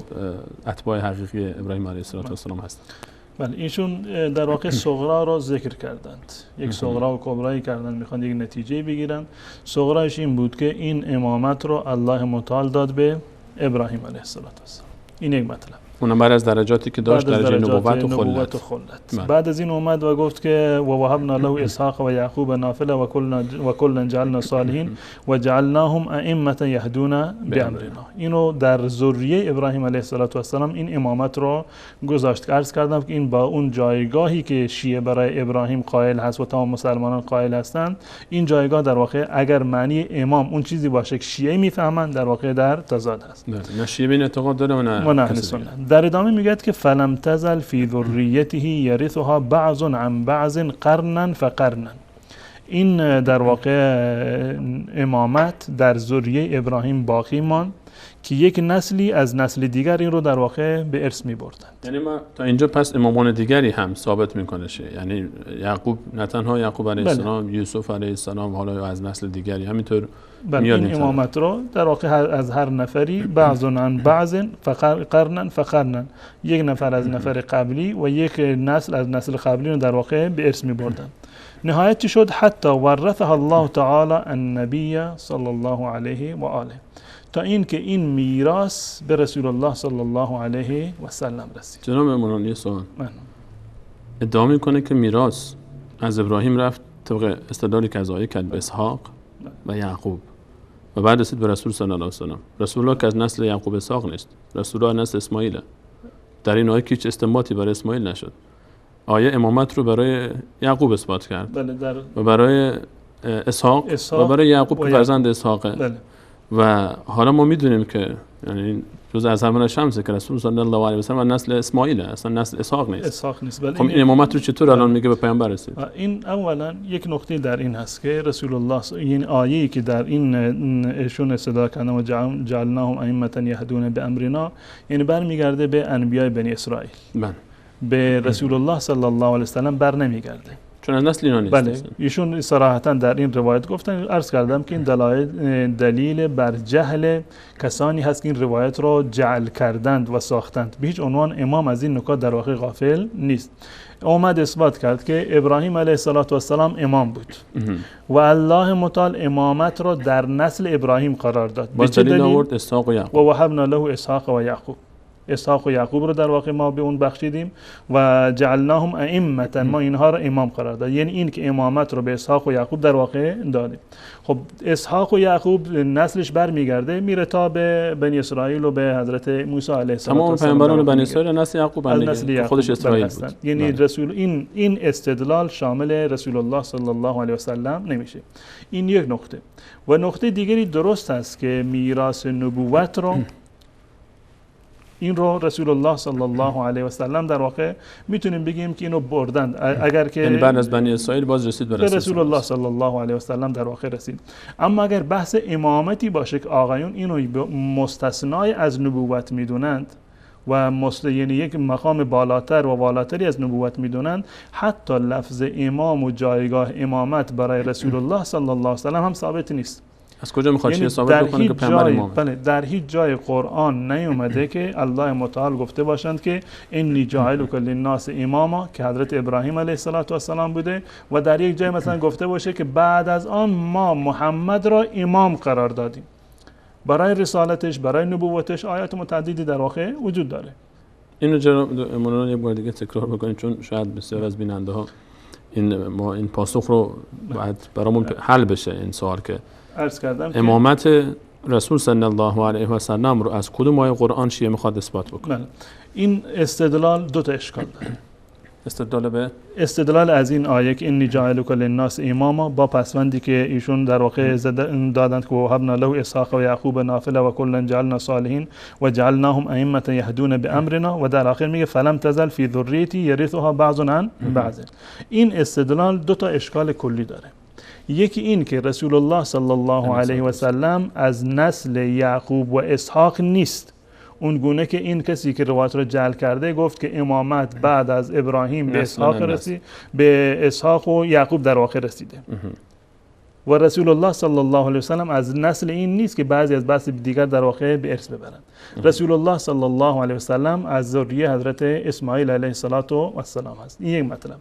مطلب دیگری، در کجای قرآن کریم ثابت شده که الله متعال مقام امامتی رو که مخصوص ابراهیم بوده و بعد از اون امتحانا به ابراهیم رسیده با لفظ امامت به رسول الله صلی الله علیه و سلم عنایت شده باشه؟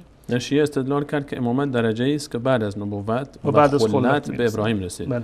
حالا آیا رسول صلی الله علیه و سلم رو شیعه امام میداند یا نه؟ بله. اگر امام میداند دلیل اثبات امامت برای رسول صلی الله علیه و سلم چیست؟ ما چون در قرآن جز رسالت و نبوت چیز دیگری برای حضرت علیه السلام نداریم. یا ایها النبی یا ایها الرسول. بله. هیچ جا نگفت یا ایها الامام. یا اینکه مثل حضرت ابراهیم گفته باشه انی جاعلک للناس اماما. یا که گفته باشه و جعلناک اماما للناس. همچین تعبیری ما نداره. برای رسول الله صلی الله علیه و سلم حتی برای خود رسول صلی الله علیه و سلم شیعه با اون برداشت و قرائتی که از امامت داره نمیتونه ثابت بکنه همین مقام رو برای رسول صلی الله برای رسول الله. چگونه وقتی که به خود برای خود رسول الله صلی الله علیه و سلم ثابت نیست، اینو چگونه میتونه از رسول الله به کسی دیگر در واقع به ارث برسه؟ اون مقامی رو که برای رسول الله ثابت بوده مقام نبوت بوده. بله. مقام نبوت و مقام پیشوایی بنابر تعبیر و قرائت اهل سنت و الجماعت، نه بر اساس قرائتی که شیعه بنابر این استدلال‌هایی که در این در واقع روایت جعلی ذکر کرده بودم. اما جالبتر از اینجا یعنی تمام این استدلال‌هایش هم نوع استدلالش و هم از مستدل بهش در واقع جای اشکال دارند. هیچ گونه دلیلی برای این آقایون در این مورد وجود ندارد. ببینیم از چی استدلال میکند. میگوید که حتی ورثه الله تعالی النبی، این مقام را الله متعال به رسول الله صلی الله علیه و سلم داد. کجا داده؟ ما چنین چیزی رو نمیدونیم. به مقام نبوت و رسالت رسیدن، اما بحثی از امامت به صورت تصریح لفظ امام برای رسول الله صلی الله علیه و سلم در قرآن نیامده. این یک مطلب. فقال جل و تعالی، الله متعال میفرماد. خب این بحث رو در اینجا میاره، یعنی میخواد استدلال بکنه از این آیه، میخواد استدلال بکنه که امامت را بنابر این دلیل الله متعال به رسول الله صلی الله علیه و سلم داده. این دلیل اثبات امامت، دلیل اثبات امامت برای رسول الله صلی الله علیه و سلم. هیچ گونه بحثی از امامت در اینجا نیست. در اینجا میگوید که ان اول الناس بابراهیم للذین اتبعوه و هذا النبی والذین آمنوا والله ولی المؤمنین. آیه 68 سوره مبارکه همون در واقع چالشی رو که شیعه گرفتار آن هستند برای اثبات امامت علی از انما ولیکم الله، دقیقاً در اینجا هم هست. در اینجا اومده ان اول الناس به ابراهیم، شایسته ترین انسان به ابراهیم. ان اول الناس، نزدیکترین افراد، شایسته ترین افراد نسبت به ابراهیم چه کسانی هستند؟ للذین اتبعوه، کسانی که از ایشون پیروی کردند در زمان خودشون. للذین اتبعوه، از ایشان پیروی کردند. و هذا النبی، و این پیامبر، و این پیامبر اولاترین انسان هستند به حضرت ابراهیم علیه السلام. والذین آمنوا، و کسانی که ایمان آوردند. همه کسانی که ایمان آوردند. یک اشکال کلی که شیعه در واقع گرفتار آن هست در تمام آیاتی که از اونها میخواند که استدلال بکنند برای امامت ائمه اثنا عشر، همین والذین آمنوا هست. خب اگر الله متعال واقعا میخواستند که امامت رو ثابت بکنند، خب میگفتن بحث امامت رو میآوردن، استدلال یعنی کلمه امامت رو میآوردن و به جای والذین آمنوا میگفتند و هذا النبی و اهل بیته. راحت تر بود. والذین آمنوا یعنی تمام کسانی که چیکار کردند؟ ایمان آوردند. به کی ایمان آوردند؟ به رسول الله صلی الله علیه و سلم ایمان آوردند. این آیه خیلی صریح و واضحه. شایسته ترین، اولاترین، نزدیکترین انسانها به ابراهیم کسانی هستند که از ابراهیم پیروی کردند. در زمان خود حضرت ابراهیم و هذا النبی و این پیامبر که در واقع الله متعال دستور داده بود رسول الله صلی الله علیه و سلم را که از ابراهیم اطاعت بکند والذین آمنوا و آن کسانی که به رسول الله صلی الله علیه و سلم ایمان آوردند والله ولی المؤمنین الله ولی مؤمنان هست.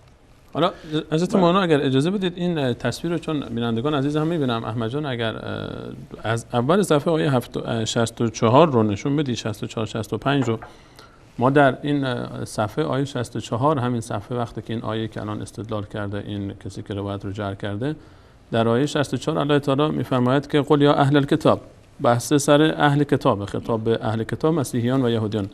در ابتدای آیه 65 باز یا اهل الکتاب داریم آیه 65 یا اهل الکتاب لم تحجون فی ابراهیم آیه 65 رو با هم ببینیم یا اهل الکتاب لم تحجون فی ابراهیم.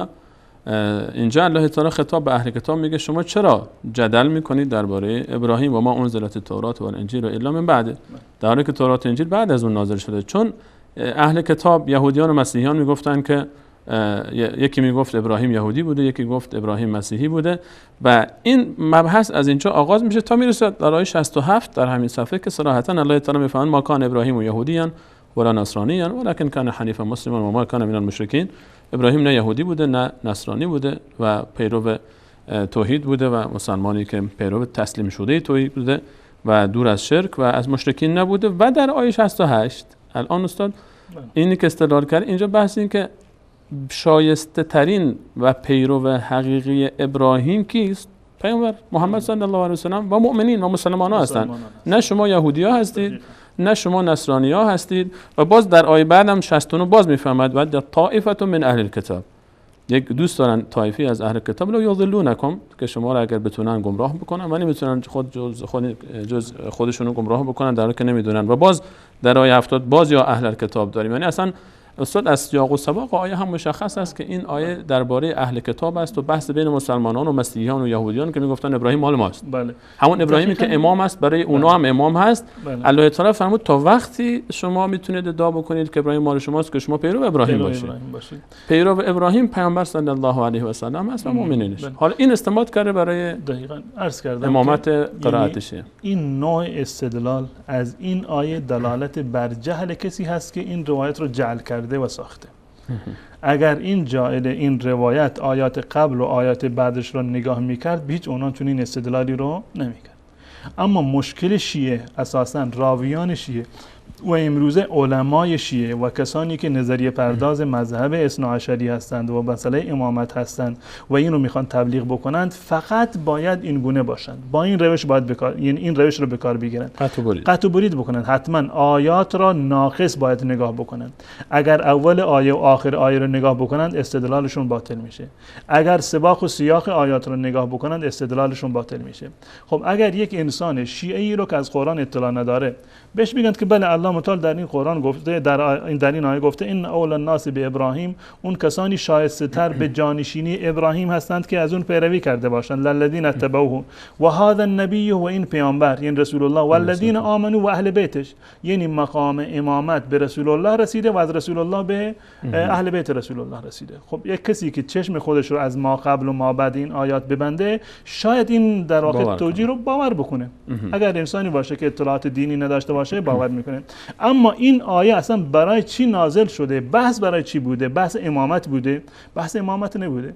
بحث این بوده که یهود ادعا میکردند که پیروان واقعی ابراهیم ما هستیم. نصرانی ها میگفتند که نه پیروان واقعی ابراهیم ما هستیم. الله متعال اومده و این دعوا رو در میان اونها در واقع فیصله کرده که یا اهل الکتاب لم تحاجون فی ابراهیم شما چرا خودتون رو به ابراهیم چسبوندید؟ چرا ابراهیم رو شما یهودی و نصرانی معرفی میکنید؟ و ما انزلت التوراة و الانجیل الا من بعده. یهودی بودن نصرانی بودن یک چیزی هست که بعدها به وجود آمده.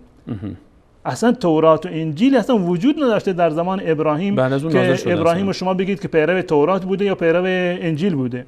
بعداً این در واقع نازل شده. یعنی استدلال بسیار قوی هست. شما نمیتونید خودتون رو به ابراهیم در واقع علیه السلام نسبت بدهید زیرا که تورات و انجیل بعد از ابراهیم نازل شدن. ابراهیم نه یهودی بوده و نه نصرانی بوده. خب نزدیکترین انسان‌ها و پیروان واقعی ابراهیم کی هست؟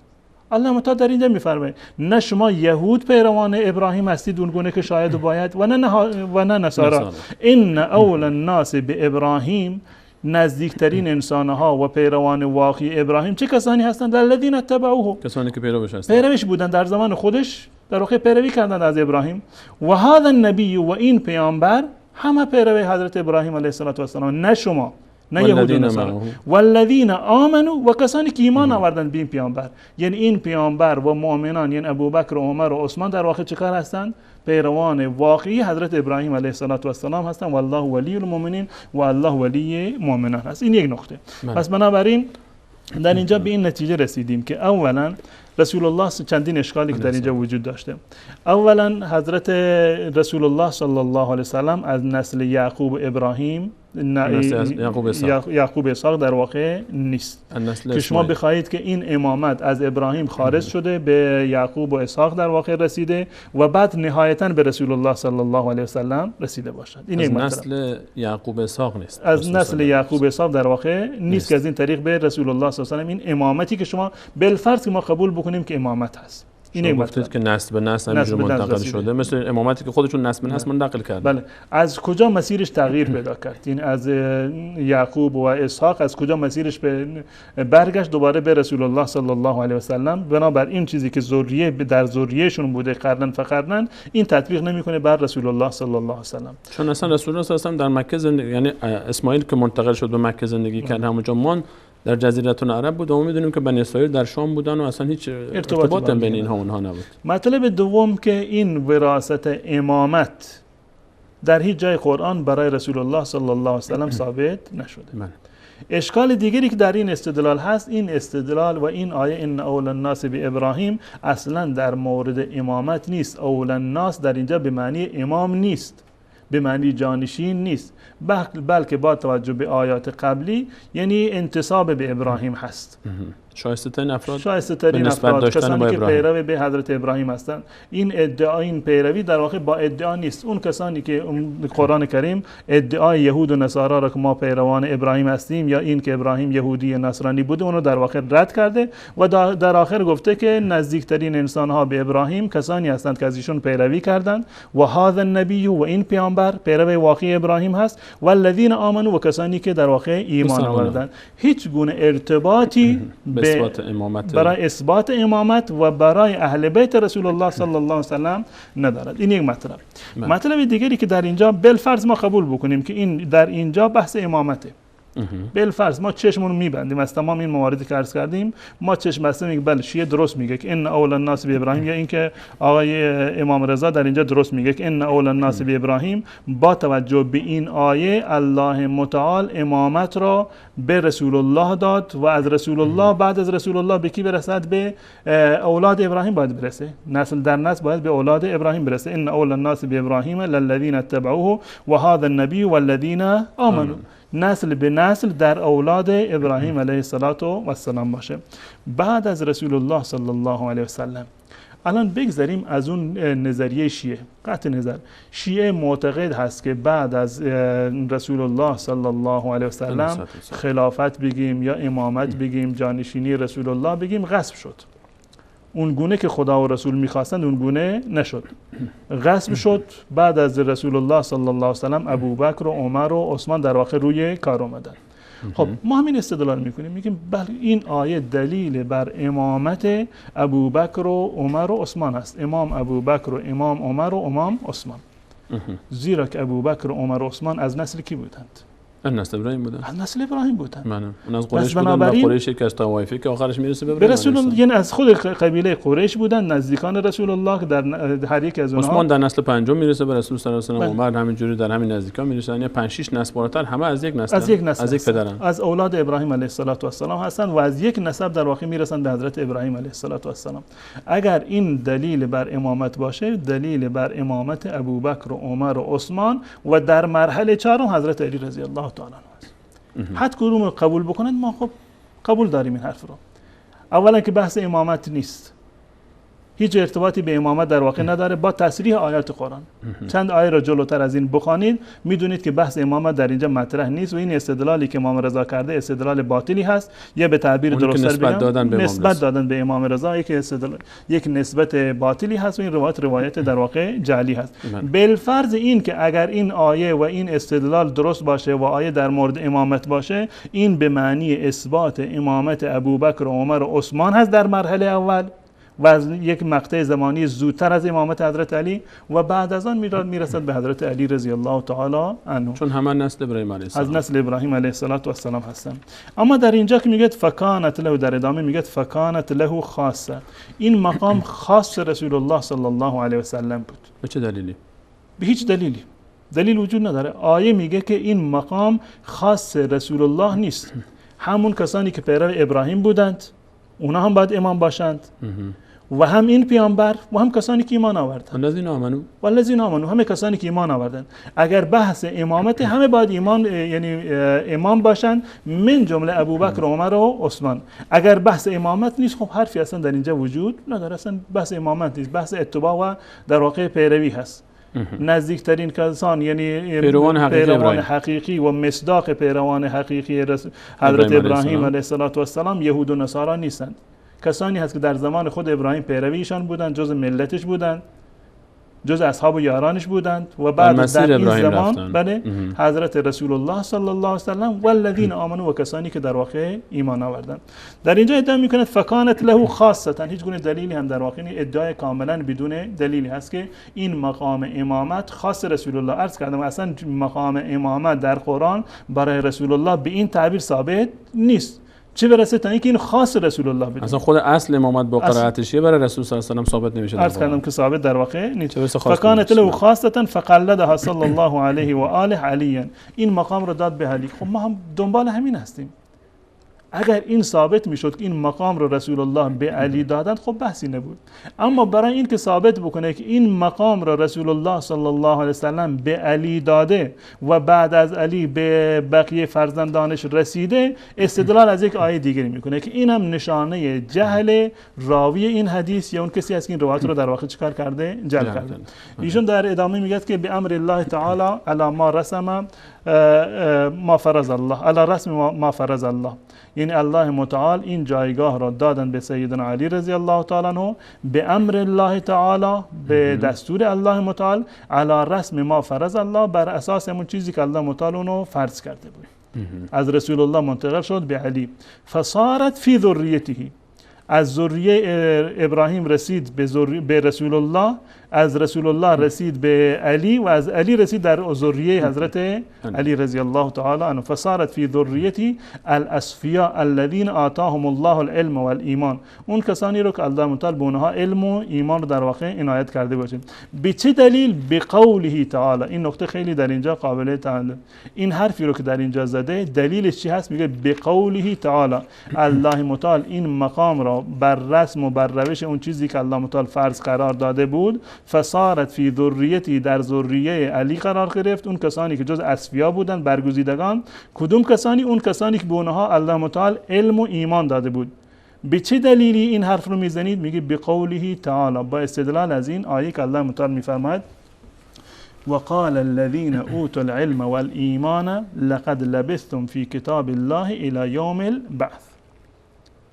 وقال الذين اوتوا العلم والایمان، خب این میگه که یعنی اون کسانی که علم و ایمان به اونها داده شده بود. یعنی این استدلال میخواد بگه که این بحث امامت تا روز قیامت در نسل علی باقی ماند. استدلال از این آیه این هست، میخواد این حرف رو بزنه که این وراثت امامت که در نسل علی بود در نسلشون باقی ماند تا روز قیامت. به چه دلیل؟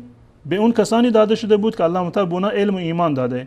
به چه دلیل؟ به دلیل این آیه وقال الذين اوتوا العلم والایمان لقد لبثتم في كتاب الله الى يوم البعث، شما در روز قیامت در کتاب الهی ماندید، یعنی در علم الهی در کتاب الهی شما تا روز قیامت امام قرار گرفتید.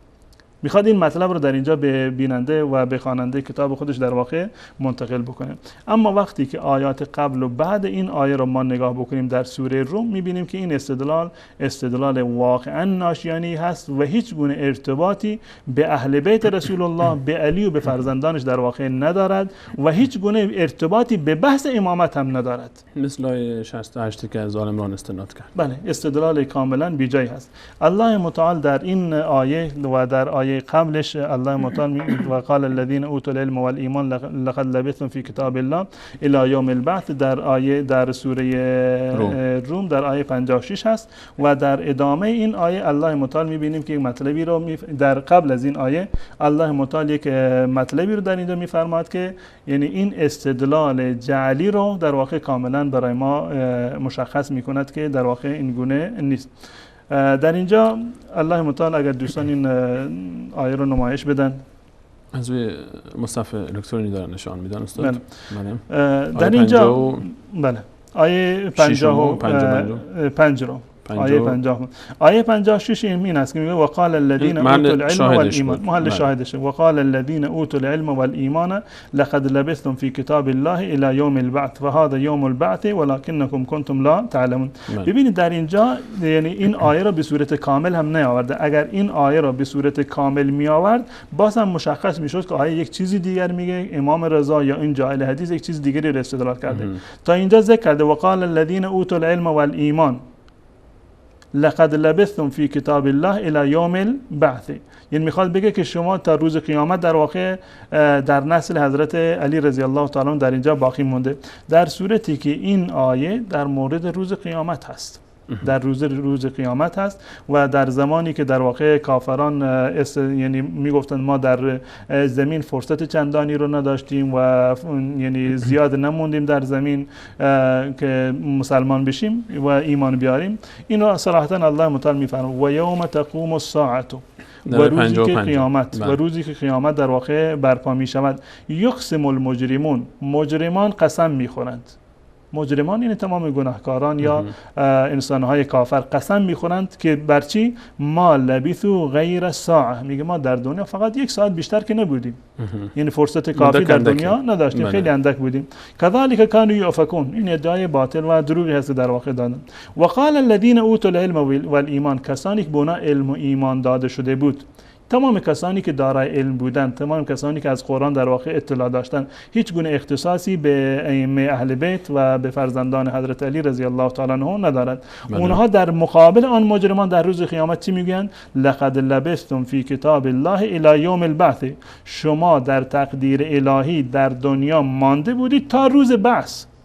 تا روز قیامت زندگی کردید. تا روز قیامت شما، یعنی قبل از قیامت شما در واقع در دنیا بودید. فهذا یوم البعث، این همون روز بعثه، این همون روز برانگیخته هست، اون روز همون حساب و کتابی هست که شما قبل از این انکار میکردید. شما میگفتید که زندگانی بعد از مرگ وجود نداره. این همون روزی هست که شما اونو در واقع انکار میکردید. ولکنکم کنتم لا تعلمون، اما شما این مطلب رو در واقع نمیدونستید.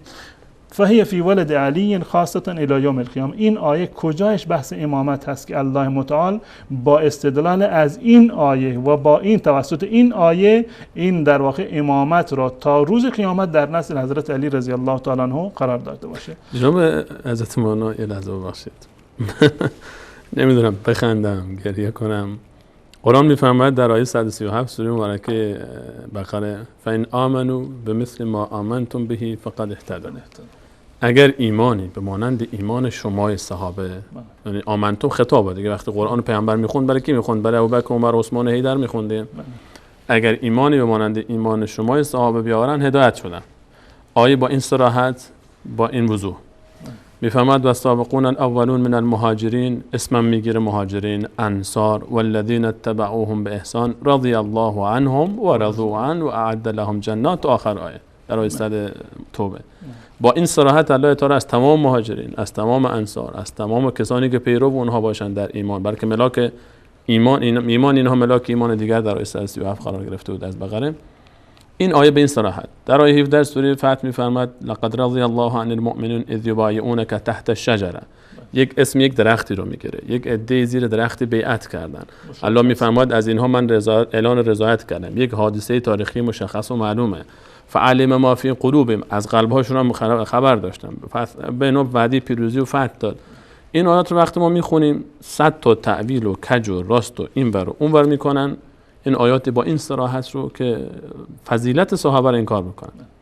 بعد برای اثبات آنچه که خودشون ادعا میکنن و هیچ وجودی در قرآن نداره، این آیه رو اومدن استدلال میکنن. آیه که روز قیامت یک عده از مؤمنین به کفار میگن، اینا که منکر میشن که ما یک لحظه کوچکی بودیم، میگن شما تا قیامت زنده بودید.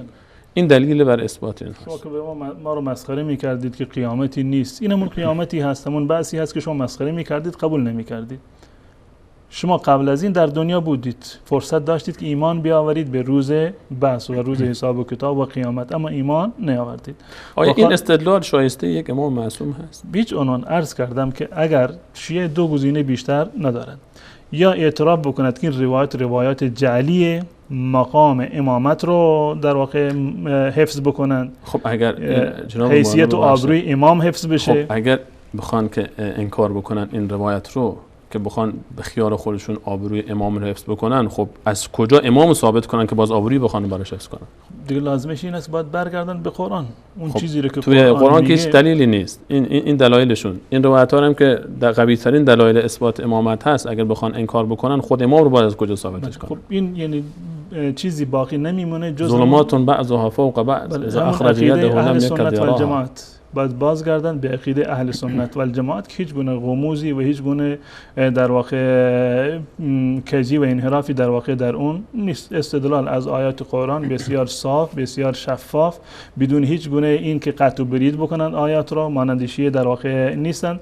اما اگر بخواند که اصرار داشته باشند بر این امامت جعلی که خودشون جعل کردن، مجبورند که یا یعنی مقام ائمه رو زیر سوال ببرند، جهل و نادانی رو برای ائمه خودشون ثابت بکنند، یا اینکه ادعا بکنند و ثابت بکنند، یا اینکه اعتراف بکنند که بله این روایات رو متاسفانه برخی از انسان‌هایی که ضد دین بودن، ضد اسلام و رسول الله و اهل بیت بودن، این روایات رو جعل کردن و نسبت دادن به اهل بیت رسول الله صلی الله علیه و سلم، تا اینکه به نام اهل بیت و به نام دین و به نام استدلال از قرآن مردم را از راه و روش قرآن و سنت و اهل بیت رسول الله صلی الله علیه و سلم متاسفانه منحرف بکنند. خیلی ممنونم حضرت مولانا. فکر کنم روایت همچنان ادامه داره. این حکایت این مثنوی همچنان طولانی است. اجازه بدید به امروز شما بینندگان عزیز میان برنامه میبینیم، برمیگردیم همچنان در خدمت شما خواهیم بود با این باب چی بود اسمش؟ نادرون.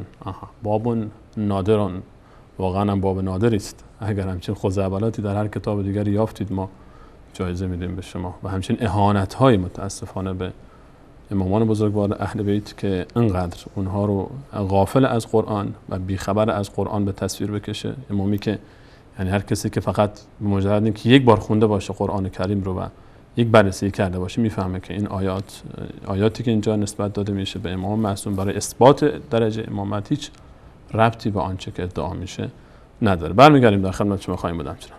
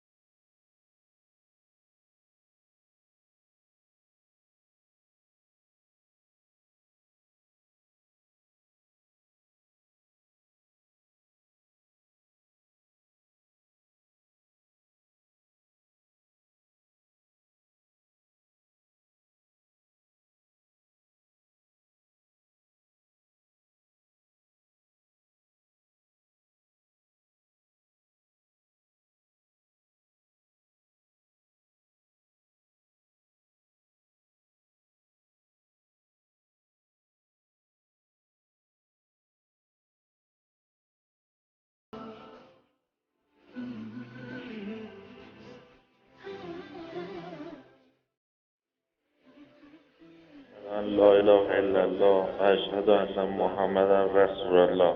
الله اکبر، الله اکبر. اشهد ان لا اله الا الله واشهد ان محمدا رسول الله. ماشاءالله. الله اکبر. اشهد ان لا اله الا الله و اشهد ان محمدا رسول الله و اشهد ان علی عبد الله. الله اکبر. الله اکبر.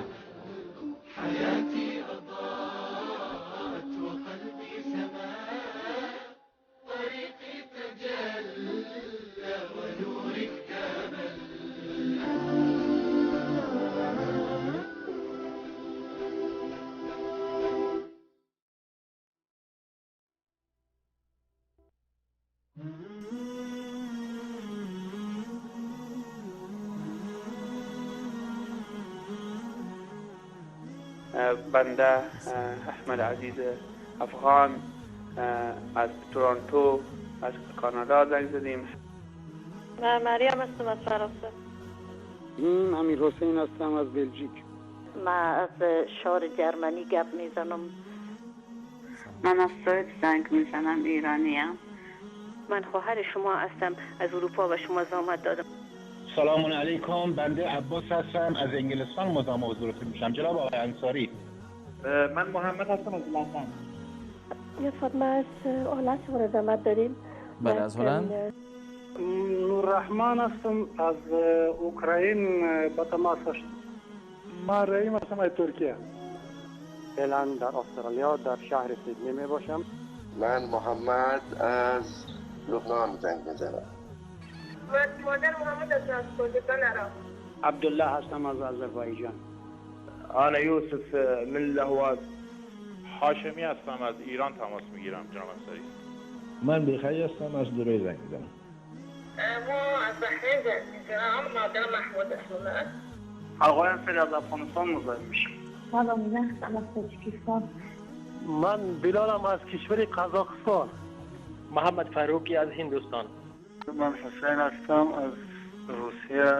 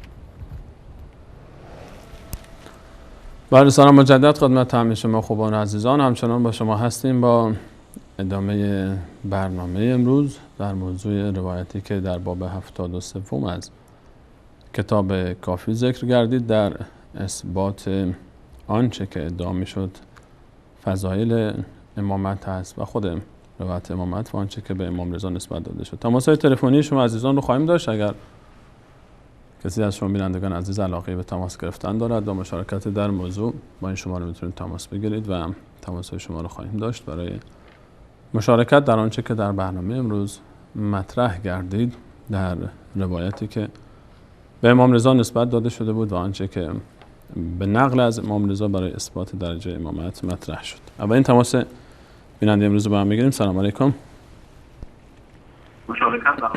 سلام بیننده گرامی، به سارق بفرمایید. خودتون معرفی میکنید؟ سلام علیکم و من یطیع الله رسوله فی ولایت آقای سلام، اجازه میدید من جواب سلام شما رو بدم؟ و علیکم السلام.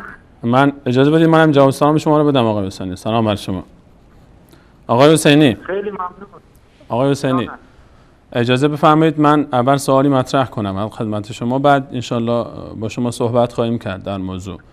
آنچه که در این روایت مطرح شد و نسبت داده شد به خود امام رضا، آیا شما قبول دارید که این روایت از قول امام رضا باشه؟ بله، روایت کاملا صحیحه. یعنی آنچه که مطرح شد، آنچه که اجازه بفرمایید من سوال ما منعقد بشه، بعد پاسخ شما رو خواهیم شنید. آقای حسینی، شما اگر کتاب سابقون اولون رو بخوانید این سوالات شما مشخص میشه.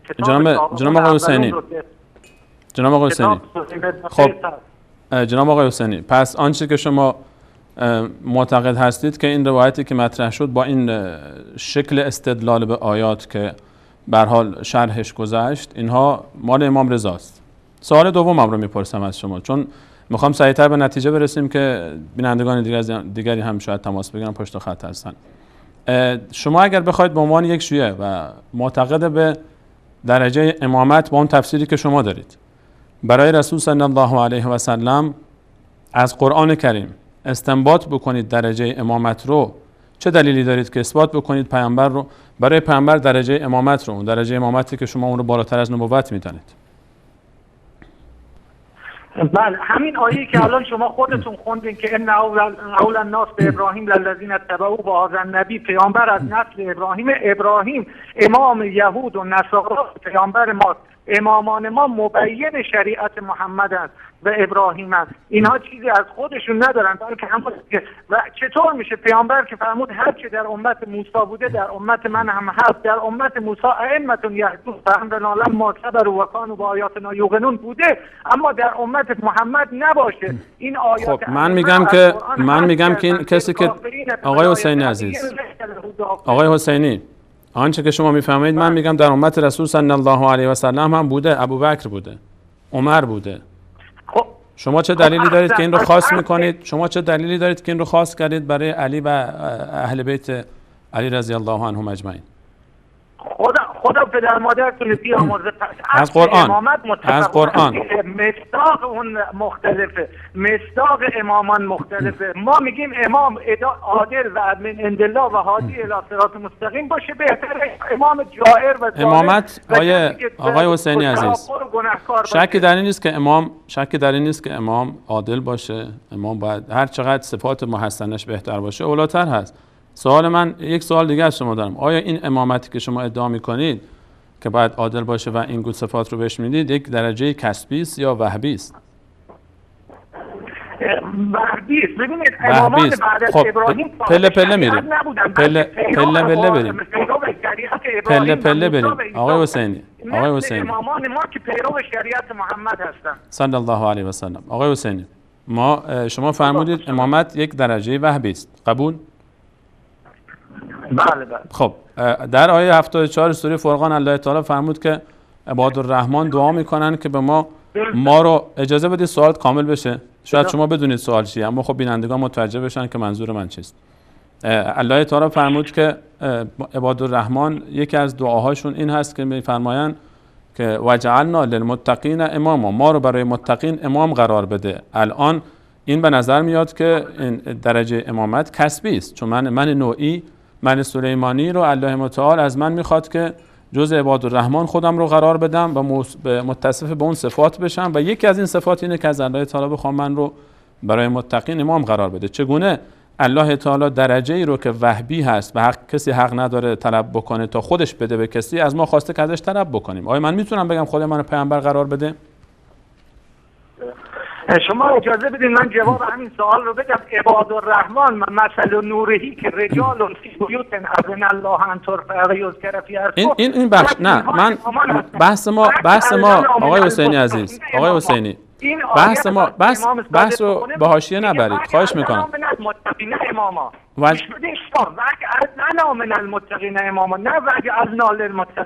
یعنی این آیه تحریف شده؟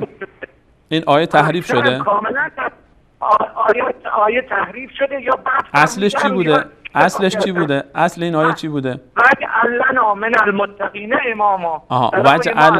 وجعل لنا من المتقین اماما. خب من با شما تا این لحظه میام. شما از کجا ثابت میکنید که این آیه تحریف شده؟ در کدوم نسخه، در کدوم روایت اومده که این که آیه قرآن کریم که ما تمام مسلمانان دنیا الان نسخه‌ای که دست ماست از این میخونیم، شما میگید این آیه تحریف شده. خب از کجا این رو اثبات کردید که این آیه تحریف شده؟ در اصل بوده وجعل لنا للمتقین اماما. اگر این گونه باشه من هر کسی میتونه بیاد هر آیه رو که درش بخواد بگه اصلش اینطور بوده، اصلش اونطور بوده. دلیل چیست؟ خب امام صادق قسم میخوره که آیه اینجوری بوده للقاسین به ولایت علی لیس له دافع. باز برگشتیم سر اصل اول. خب آقای حسینی من تشکر میکنم از شما. آقای حسینی عزیز، آقای حسینی اجازه بدید برادر کوچکترتون یه صحبتی داشته باشه. اجازه بدید. ببینید من و شما الان هیچ مرجع مورد اعتماد طرفین نداریم که بخوایم بر مبنای اون با هم صحبت بکنیم. برای من این کتاب قرآن حجت هست، اما برای شما حجت نیست. الان هیچ وجه مشترکی در مباحثه بین من و شما باقی نموند. شما نه به قرآن من اعتقاد دارید، نه به کتب روایی من اعتقاد دارید و به هیچ کدوم از اینا پایبند نیستید. من چطور میتونم با شما بحث بکنم در هیچ کدوم اصل، کدوم ضابطه؟ یک چیز مشترکی باید بین من و شما باشه که اون رو به عنوان اصل بپذیریم، بر مبنای اون صحبت بکنیم. وقتی شما قرآن رو قبول ندارید من چطور میتونم با شما صحبت بکنم؟ بر چه مبنایی؟ از چی دلیل بیارم؟ به طریق اولا روایت‌های اهل سنت رو قبول ندارید، من هم خب روایت‌های شما رو قبول ندارم. آنچه که میتونست من و شما رو جمع بکنه در یک بحث دینی و اعتقادی قرآنه و اینو وقت شما زیر سوال میبرید من دیگه صحبتی با شما نمیمونه. من تشکر میکنم از شما و متشکرم از شما. متشکرم. ما دیگه تموم شد. نه آقای حسینی نشد. آقای حسینی من با شما سر یک موضوع فقط میتونم صحبت بکنم، قرآن کریم. غیر از قرآن من با شما هیچ صحبتی ندارم. تا وقتی شما این قرآن رو به عنوان کتاب الله تعالی بدون تحریف بپذیرید، من و شما یک وجه مشترک داریم که هر دو تا معتقدیم این کتاب الله تعالی است بدون تحریف و میتونیم بر مبنای این بیایم با هم صحبت بکنیم، چون یک اصلی داریم که بر مبنای اون بیایم تفاهم کنیم. اما وقتی شما قبولش ندارید من دیگه نمیتونم با شما صحبتی بکنم. من با یک مثل اینه که من بیام با یک یهودی و مسیحی بشینم صحبت بکنم، من تورات تحریف شده اون رو قبول ندارم، اون هم قرآن من رو کتاب آسمانی نمیدونه، من و اون چطور میتونیم با هم جمع بشیم؟ من و شما هم دقیقاً حکایتمون الان همین شده. حکایت من و شما و هر کسی که معتقد به تحریف قرآن، حکایت من با یک مسیحی و یهودی فرقش چیه؟ اون کتاب منو قبول نداره، منم کتاب تحریف شده اون رو قبول ندارم. تشکر میکنم از شما. من متشکرم از آقای حسینی، خیلی ممنون از اینکه تماس گرفتید. نمیشه آقای حسینی، با این وضعیت نمیشه صحبت رو ادامه داد. وقتی که شما میگید قرآن رو قبول ندارید من شما رو مسلمان نمیدونم، شما منو مسلمان نمیدونید. این تعارفات و مجاملات رو بگذاریم کنار. شما الان با این اعتقاد اصلا اعتقادی ندارید که من مسلمانم و این کتاب من رو قبول ندارید، اصلا قرآن رو قبول ندارید و من هم اگه شما این اعتقاد شما باشه شما رو مسلمان نمیدونم. پس دیگه بحثی نمونده، سر چی بحث کنیم با؟ شما اعتقادی به پیامبر و خدای ما ندارید، منم اعتقادی به آنچه که شما اعتقاد دارید ندارم. باشه چی صحبت کنیم اصلا، چرا بحث بکنیم؟ بیننده بعدی رو میگیم. سلام علیکم. سلام علیکم و رحمت الله. علیکم السلام و رحمت الله و برکاته. بیننده گرامی خودتون رو معرفی میکنید؟ ما محی الدین از تاجیکستان. برادر محی الدین از تاجیکستان. خوش آمدید برادر. نظر شما درباره آنچه که در برنامه مطرح شد چیست؟ نظر با این که خدا شعار را هدایت بکنه که خیلی در راه زوابل رفتیم. آمین آمین. و یک سوال دیگه داشتم که من یک سوالی خیلی سوال دارم، میخوام بعد از برنامه با شما تماس بگیرم. شما بعد از برنامه اگر تماس بگیرید ان شاء الله باز بحث خواهم کرد. خیلی سوال مهمه. بعد از برنامه ایش. اگر خارج از موضوع برنامه است اجازه بدید بعد از برنامه مطرح بشه. متشکرم از خارج از بله. متشکرم از خدا نگهدار شما. بیننده بعدی. سلام علیکم. سلام علیکم بیننده گرامی، بفرمایید. سلام، خسته نباشید. سلامت باشید. خودتون معرفی میکنید؟ من صفاری هستم از جگر پیش. مقداری بلندتر صحبت کنید، یک بار دیگه من متوجه اسم شما نشدم متاسفانه. حمزه هستم. حمزه جان. آقا حمزه، نظر شما درباره آنچه که مطرح کردید چیست؟ در مورد تعریف قرآن میگه نه؟ درباره این روایت، آیا این روایتی که مطرح شد و جناب مولانا نصفش رو دادن بررسی کردن، آیا این رو شما کلام امام رضا میدونید؟ نه. صدای منو دارید؟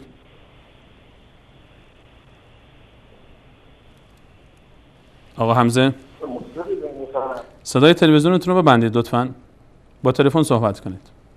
تماسشون قطع شد. من خواهش من از شما بینندگان عزیز این هست که به مجرد اینکه تماستون با ما بحث شد صدای تلویزیونتون رو قطع کنید، چون صدا از طریق تلویزیون چند ثانیه‌ای با تأخیر سراغ شما میاد. سلام علیکم. بیننده بعدی برنامه حجت بی حجت، خودتون رو معرفی میکنید. بیننده گرامی با تلفن صحبت کنید. من از گرفتن پیام شما معذورم. متشکرم. سلام علیکم. برنامه حجت بی حجت، بفرمایید. بیننده گرامی سلام بر شما، صحبت کنید. بیننده گرامی هستید؟ از پذیرفتن کلام شما هم معذوریم، چون تلفنتون رو ظاهرا به تلویزیون بیشتر اهمیت میدید. سلام علیکم. برنامه حجت بی حجت، بفرمایید. الو، سلام علیکم. سلام بر شما، خودتون رو معرفی میکنید. من عباس از اهواز. آقا عباس از اهواز. عباس جان، نظر شما درباره آنچه که نسبت داده شد در این روایت به امام رضا چیست؟ نه شما تازه صحبت آقای کی بود همون قبلی؟ من امام چی میگه؟ نجعلنا ابراهیم امامه. شما اول سوال بنده رو آقا عباس شما لطف بفرمایید اول سوالی که بنده پرسیدم رو پاسخ بدید، من پاسخ سوال شما رو خواهم داد. من عرض کردم که آیا این روایتی رو که آقای کلینی نسبت داده به امام رضا شما قبول دارید که این کلام امام رضا باشه؟ امام رضا بله، امام رضا امام.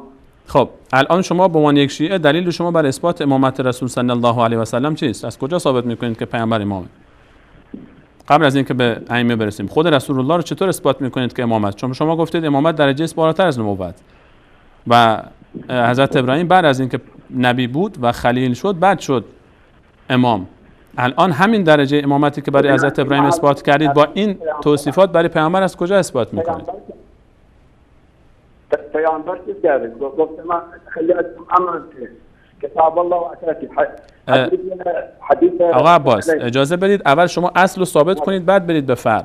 شما اول ثابت بکنید که خود پیامبر طبق اون ادعایی که شما دارید اون امامتی رو که شما معرفی میکنید بالاتر از نبوت، شما اول اثبات کنید خود پیامبر همچین درجه‌ای داشته، بعد این رو بیارید ببخشید به دیگران. آیه سلیمانی پیامبر من دو تا امانت دادم شما. گفت کتاب الله و اثرتی اهل بیت. آقای عباس جان سوال من واضح است. سوال من کاملا واضح است. الان آقا عباس الان عباس جان برادر عزیزم، یک پادشاه وقتی که بخواد ملک و پادشاهی خودش رو ببخشه به کسی برای خودش وزیر انتخاب بکنه، اول باید خودش پادشاه باشه یا نباشه؟ شما همین درجه رو اول ثابت بکنید، درجه امامت رو از قرآن برای رسول با قرائت خودتون. ما اهل سنت که شکی در این نداریم که رسول صلی الله علیه و سلم امام متقیان است. ما چون روایت ما اینه که هر کسی که پیشواست امامه، اما اون امامتی رو که شما دارید اثبات کنید برای رسول صلی الله علیه و سلم. از کجا اثبات میکنید؟ شما اول این امامت رو برای پیامبر اثبات کنید تا برسیم به بعدش. ان یا ابراهیم ان جعلنا للناس امامه قال ومن بعد النهي اهل بالد. من نمیدونم شما متوجه سوال من نمیشید یا میخواید فرار کنید. من تشکر میکنم از شما، چون نمیتونم بیشتر از این تکرار کنم سوال خودم رو. سوال من واضح هست برادر من. شما میگید که امامت درجه است بالاتر از نبوت و این امامت از پیامبر منتقل شده به دیگران. اگر پیامبر خودش امام نبوده، چطور پیامبر کسی رو که خود بزرگتر از خودش هست، درجه و مقامش بزرگتر هست تعیین میکنه؟ به چه حقی اصلا؟ چطور میتونه یه معاون بیاد پادشاه انتخاب بکنه؟ اگر امامت داشته و داده، خب از کجا قرآن ثابت میکنید اون قرائتی که شما از امامت دارید رو برای پیامبر؟ سوال من واضح هست. سلام علیکم. بیننده بعدی سلام بر شما. سلام علیکم استاد سلیمانی عزیز. علیکم السلام و رحمت الله و برکاته. خودتون معرفی میکنید برادرم؟ من از کردستان هستم استاد سلیمانی عزیز. برادر عزیزم از کردستان، نظر شما چیست درباره آنچه که مطرح شد؟ استاد سلیمانی عزیز، به نظر من جوابش قرآن داده دیگه. خداوند متعال میفرماید که من خودم حافظ نگهبان قرآن هستم. اگه اینا بخوام با پیامبر در بیفتن، با ملائکه در بیفتن، با آسمان در بیفتن، با صاحب قرآن که نمیتونن در بیفتن دیگه. اینکه قرآن سبب کردی کمر ما رو شکستی دیگه. شما دیگه زیاد با اینا کارگل نکن، چون اینا وقتی نمیخواد قرآن چیزی بیارن دیگه چیزی نداره. ما مرجعمون قرآنه. بعد میریم دنبال. اول کسی که میخواد یه خونه رو بسازه، اول اساس بناشو رو فونداسیونش چیز میکنه، بنا میکنه. اینا دارن فونداسیون اصلا از دیگ میزنن وقتی قرآن. نه اینا الان اصلشون مشکلشون برادر عزیزم، مشکل اینها اینه که اصل اینها کافیه، اصل اینها بهار و نواره، اصل اینها قرآن نیست. اینا اصلی که برام بنا کردن طرف حاضر بپذیره که آقای کافی چون فلان جا گفته، امام رضا اینطوری گفته، اون راست گفته، اما قرآنی که پیش من هست خدا این رو فرموده، نه کلام این نبوده، دروغه. یعنی این چیزی که پیش ماست دروغه. کافی راست میگه اما قرآن دروغ میگه. نعوذ بالله. ممنونم از شما. جانم فدات. فقط خاطر فدات بشم. قربان شما برم. تشکر از شما. متشکرم. لطف کردید. ما چون وقتمون داره به پایان میرسه، چند دقیقه بیشتر فرصت نداریم. از بقیه عزیزان من معذرت خواهی میکنم. حضرت مولانا اگر چیز قابل ملاحظه‌ای در این صحبت‌ها دیدید در خدمت شما هست. چیزی که واقعا یعنی ارزش تعلیق دادن و توضیح رو داشته باشه من فکر نمی کنم که وجود داشته باشه. فقط در مورد بیننده اول و همیشگیمون که همیشه زنگ میزنند و من متشکرم از ایشون، آقای حسینی آخوندی که بود، من دقیقا نمیدونم فامیلشون کی هست. قبلا با اسم آقای حسینی تماس میگفتن، جدیداً به اسم آقای آخوندی میگن. ایشون مثل مادر امام زمان روز یک اسم دارند. یک وجه مشابهتی، چون که نامهای مادر امام زمان خیلی زیاد هست. برخی علمای شیعه گفتن علتش این بوده که ایشون هر روز یک اسمی رو داشتن. به هر صورت آقای حسینی، آقای آخوندی، من واقعا از صراحت لهجه ایشون تشکر میکنم. ایشون اگر که آخوندند به قول خودشون یا اینکه در واقع شیعه شناسند، مذهب بر مذهب خودشون آگاهی دارند و بارها در این برنامه اعتراف کردند که قرآن کریم تحریف شده هست. به فرموده شما در واقع ایشون رشته ای رو که ما رو با ایشون وصل میکرد و وجه مشترکی رو که ما با ایشون و با پیروانشون و هم عقیده هاشون داریم اون در واقع قطع کردن. ایشون در مورد این روایتی که شما سوال کردید، ایشون گفتن 100% صحیحه. یعنی 1% یک چند صدم درصد ایشون احتمال نداده که این روایت دروغی باشه. اما درباره این آیه و آیات دیگری که قبلا هم ایشون گفته بودند و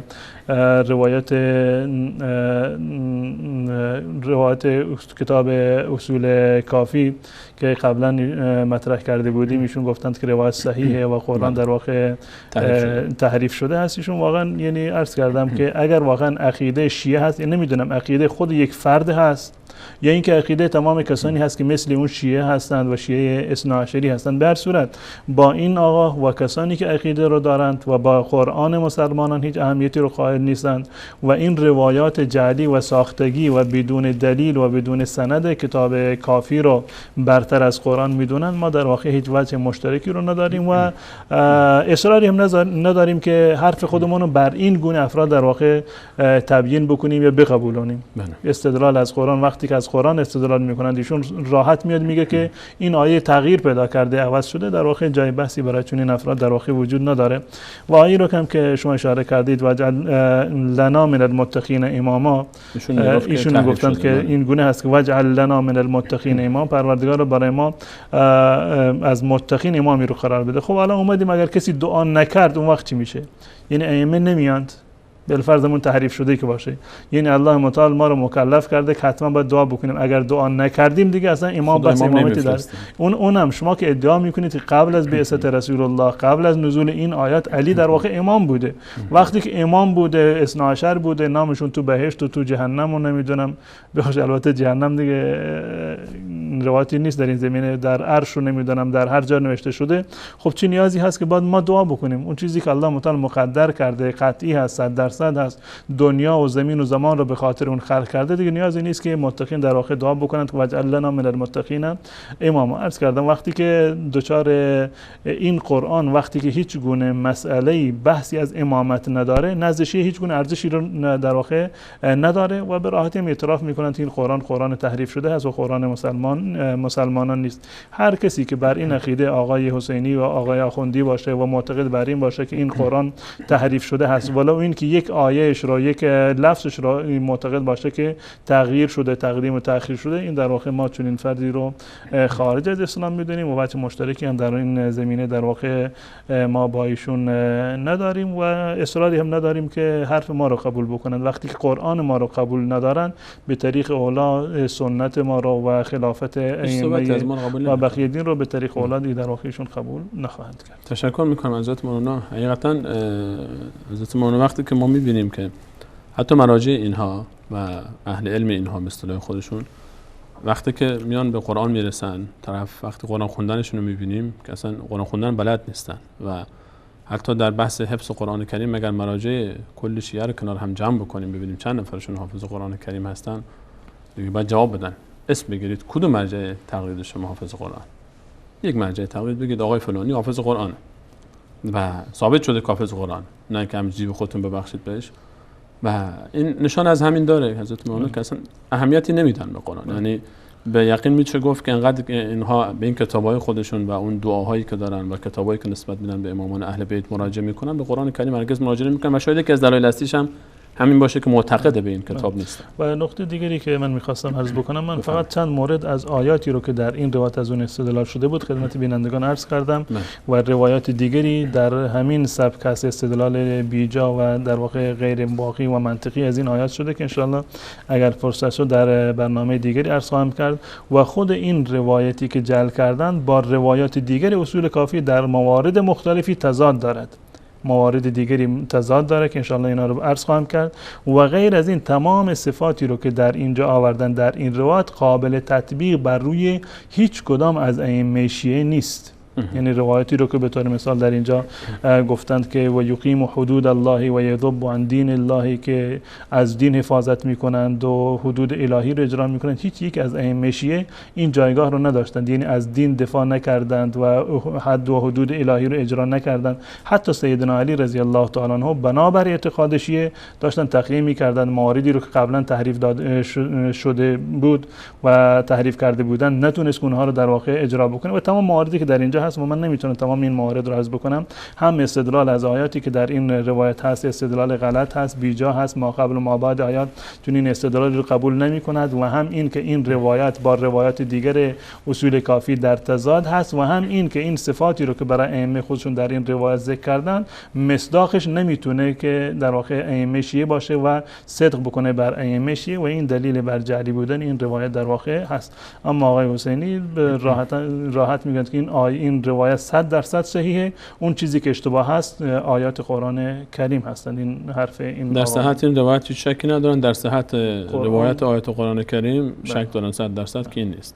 خیلی ممنونم حضرت مولانا، تشکر از بیانات ارزشمند شما و که فرصتتون رو در اختیار ما بینندگان گذاشتید. همچنین تشکر میکنم از شما بینندگان عزیز که تا این لحظه برنامه خودتون یاری کردید. تشکر خاص از احمد جان کارگردان محترم برنامه و همچنین منیر احمد، فرید احمد مهندسان اول و عزیزانی که پشت صحنه زحمت میکشن تا این ارتباط بین ما و شما برقرار بشه. در پایان از الله متعال برای تمام گذشتگان خودمون رحمت بخشش و مغفرت و برای خودمون تا آخرین لحظه حیات استقامت بر مسیر توحید رو خواهانیم. الله یار نگهدار شما. تشکر.